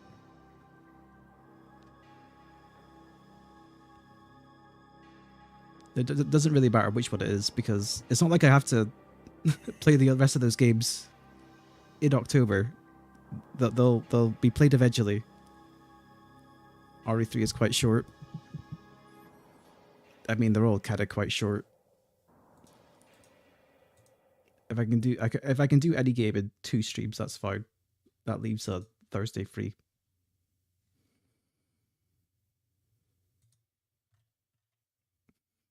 Hyped for Luigi's Mansion. I am too. I've been waiting to play it for like for 2 months. I was gonna stream it like way back, but I thought no, this is the perfect Halloween stream game. I gotta save it now in the back. I don't know anything.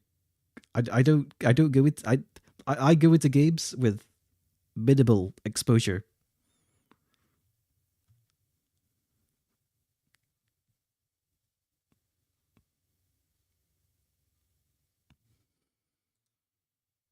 I don't read up nothing. At most, I might maybe look up a bit of gameplay footage to have some idea if I'm completely unfamiliar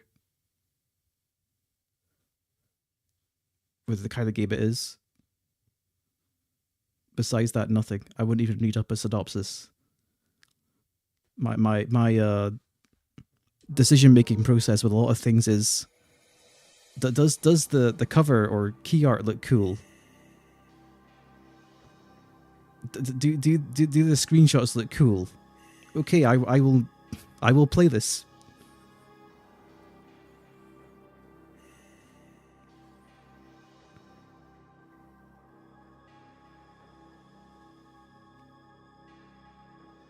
I'd say Parasite Eve 1 and 2 are somewhat lengthy in comparison to Resident Evil and even Dino Crisis.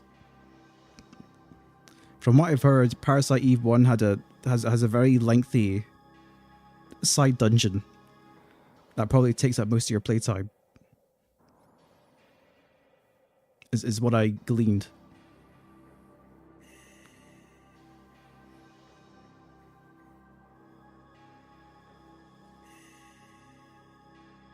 Besides that, I don't know anything else.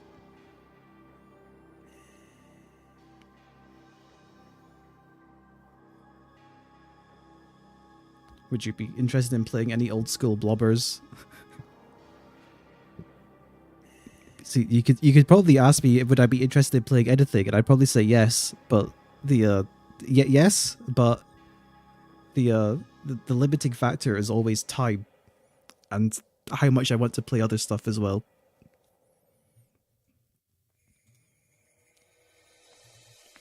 It's like I want to play Ultima Underworld at some point.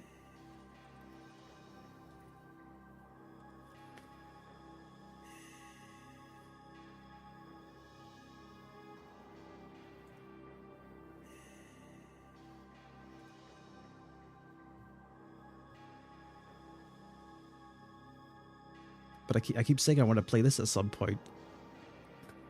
As if I don't have about 6 dozen other games I want to play at some point. whatever. It'll happen when it happens.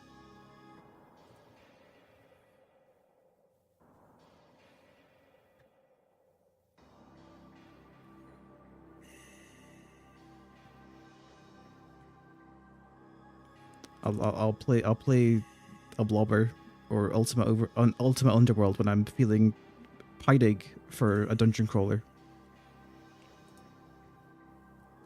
But yeah, there's no rush. Nothing's going anywhere. Most of these old games are already on a hard drive. I trust your taste. I mean, I'll play shit games too, but I've still got a lot of good games I haven't played yet, so there's no need to play shit games right now.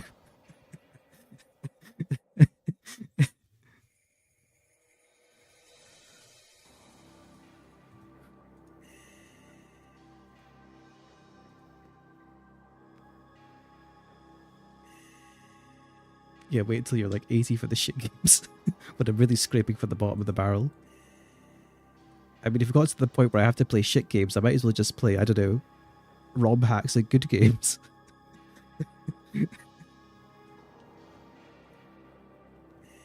I've played enough video games, and I'm old enough to know at this point I can kind of look at a game for like a couple minutes and think, yeah, I will probably like this.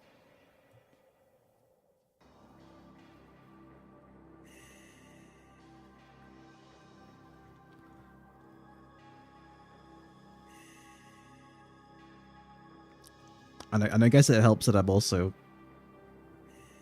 fairly open-minded. Have you seen UFO 50? I have. It looks interesting. From what I've seen or heard, despite having 50 games, they're all fairly fleshed out.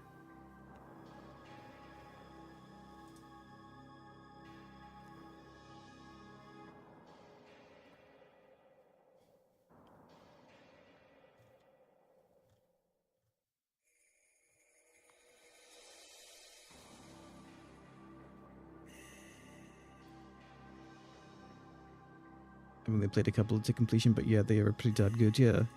It's like 50 good games, allegedly.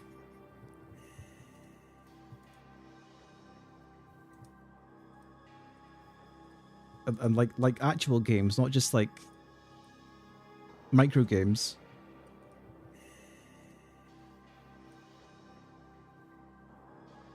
Oh, it was from the Spelunky devs. Now that I'm looking at it. Now it makes sense why it's actually maybe a decent collection of games.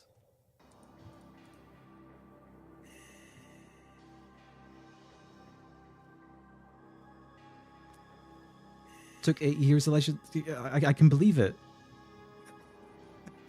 I mean, even if you wanted to be charitable and say, I'm going to make 50 games, and they're going to probably take, I don't know, 4 weeks to make, that's a lot of time.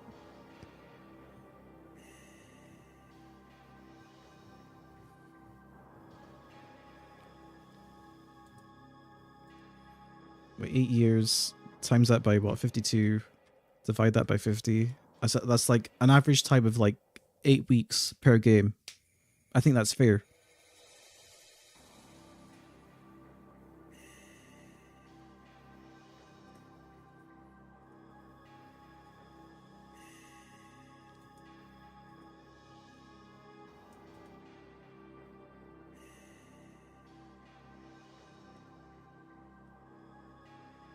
So yeah, it looks interesting. It's not on my radar though, because there's too much on my radar. Most things on my radar aren't from the past 5 years, even 10 years.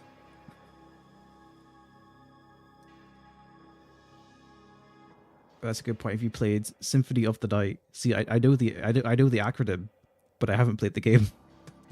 I haven't played many Castlevania at all. What's on top of my radar? Let's look at my thumbnails, or what I've prepped. Oh, cancel that. Wario World. We've got Vagrant Story, Gun Griffin, Air Combat, Gotcha Force,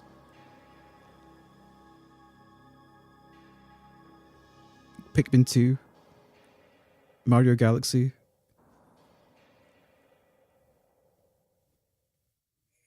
Custom Robo.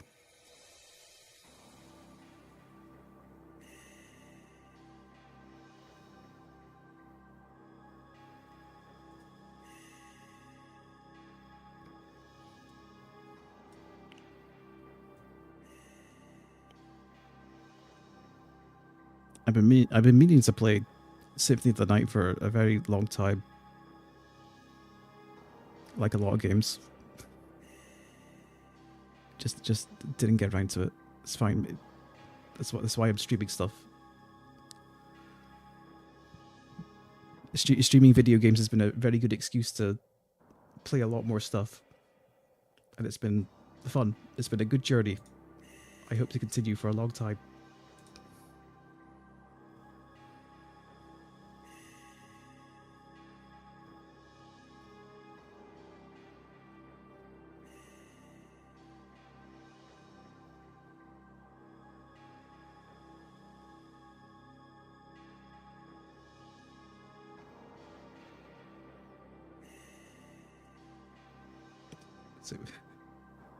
So many good games relegates the hardware purgatory. Yeah, for sure.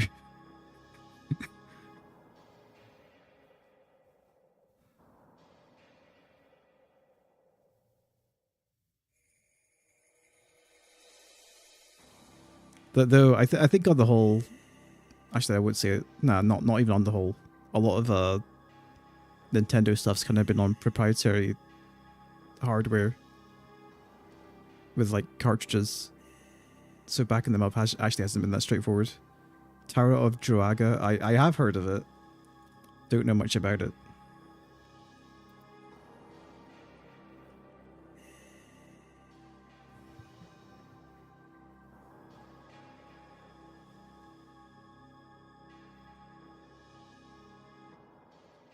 Oh, this is actually way older than I thought it was.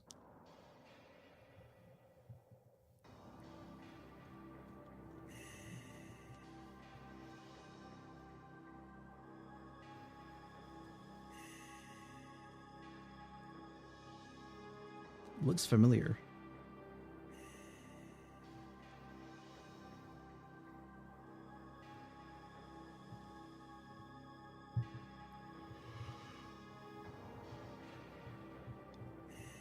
It's the OG Dark Souls. Every arcade game back then was the Dark Souls of their respective genres.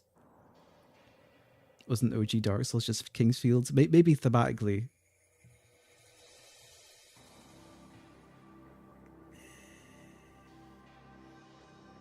Thematically, maybe. I wouldn't say mechanically.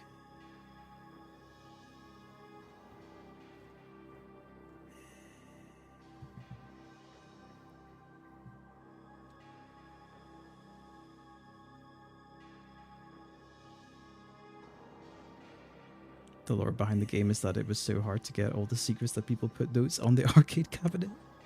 Dang. As they've been like, great, so what else do you need? True.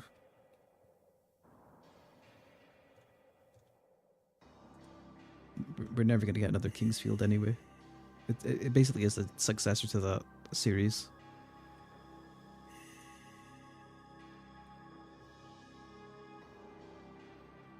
But we'll never get a new Kingsfield, and nobody's going to have the balls to actually respect Kingsfield's design sensibilities. Have I played Armored Core? I have. I played the PS3 games, not the PS3 games, the PS1 games last year, like back to back. And I've played 4 and 4 Answer, and I did a bunch of AC6 stuff last year as well. So I've played a fair bit of Armored Core. I haven't played any of the PS2 games though. I made the thumbnails for all the PS2 games after I played the PS1 games that have been sitting in a folder for the past year. because I wanted to play other stuff.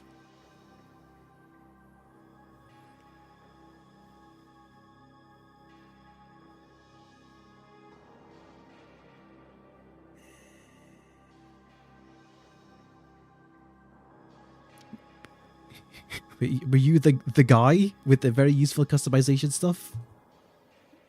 I mean, I don't know if anyone else made a painting guide. I guess I was the guy that made the decal weathering and detailing guide for Armored Core 6. My only recent call to fame.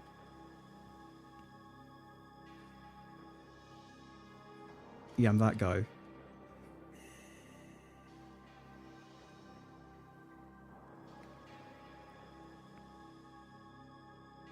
It's funny, if you've ever played Kingsfield, it's funny playing Armored Core because the controls are identical. I shit you not. The way you control your robot is exactly the same as how you control yourself in Kingsfield. It's just 4 times faster.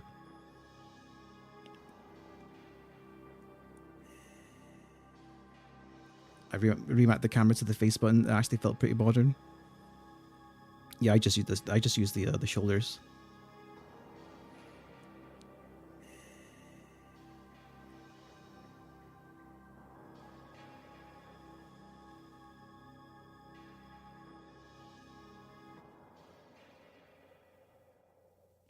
People will like shit on that control system nowadays and call it like clunky or whatever, but I still think it was really smart because you basically have access to like every degree of movement, like every axis of movement, and you still have access to all the face buttons at the same time. It's just really flawed. It requires a lot of dexterity to use to its full potential.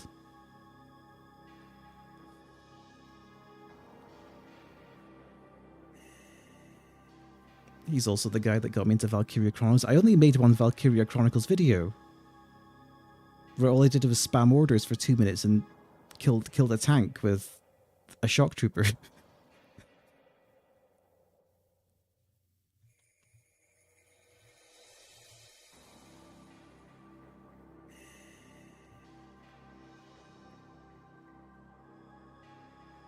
How long was that ago? Yeah, overwhelming the enemy, which was 9 years ago. I'm not getting any younger.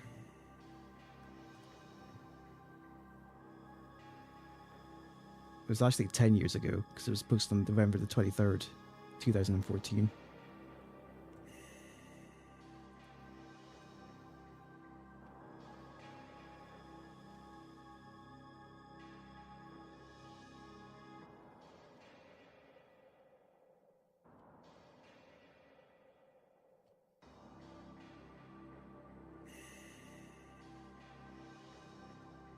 I really just dropped off after Dark Souls. After I burned out in Dark Souls. Jeez. It was like nothing. Oh well.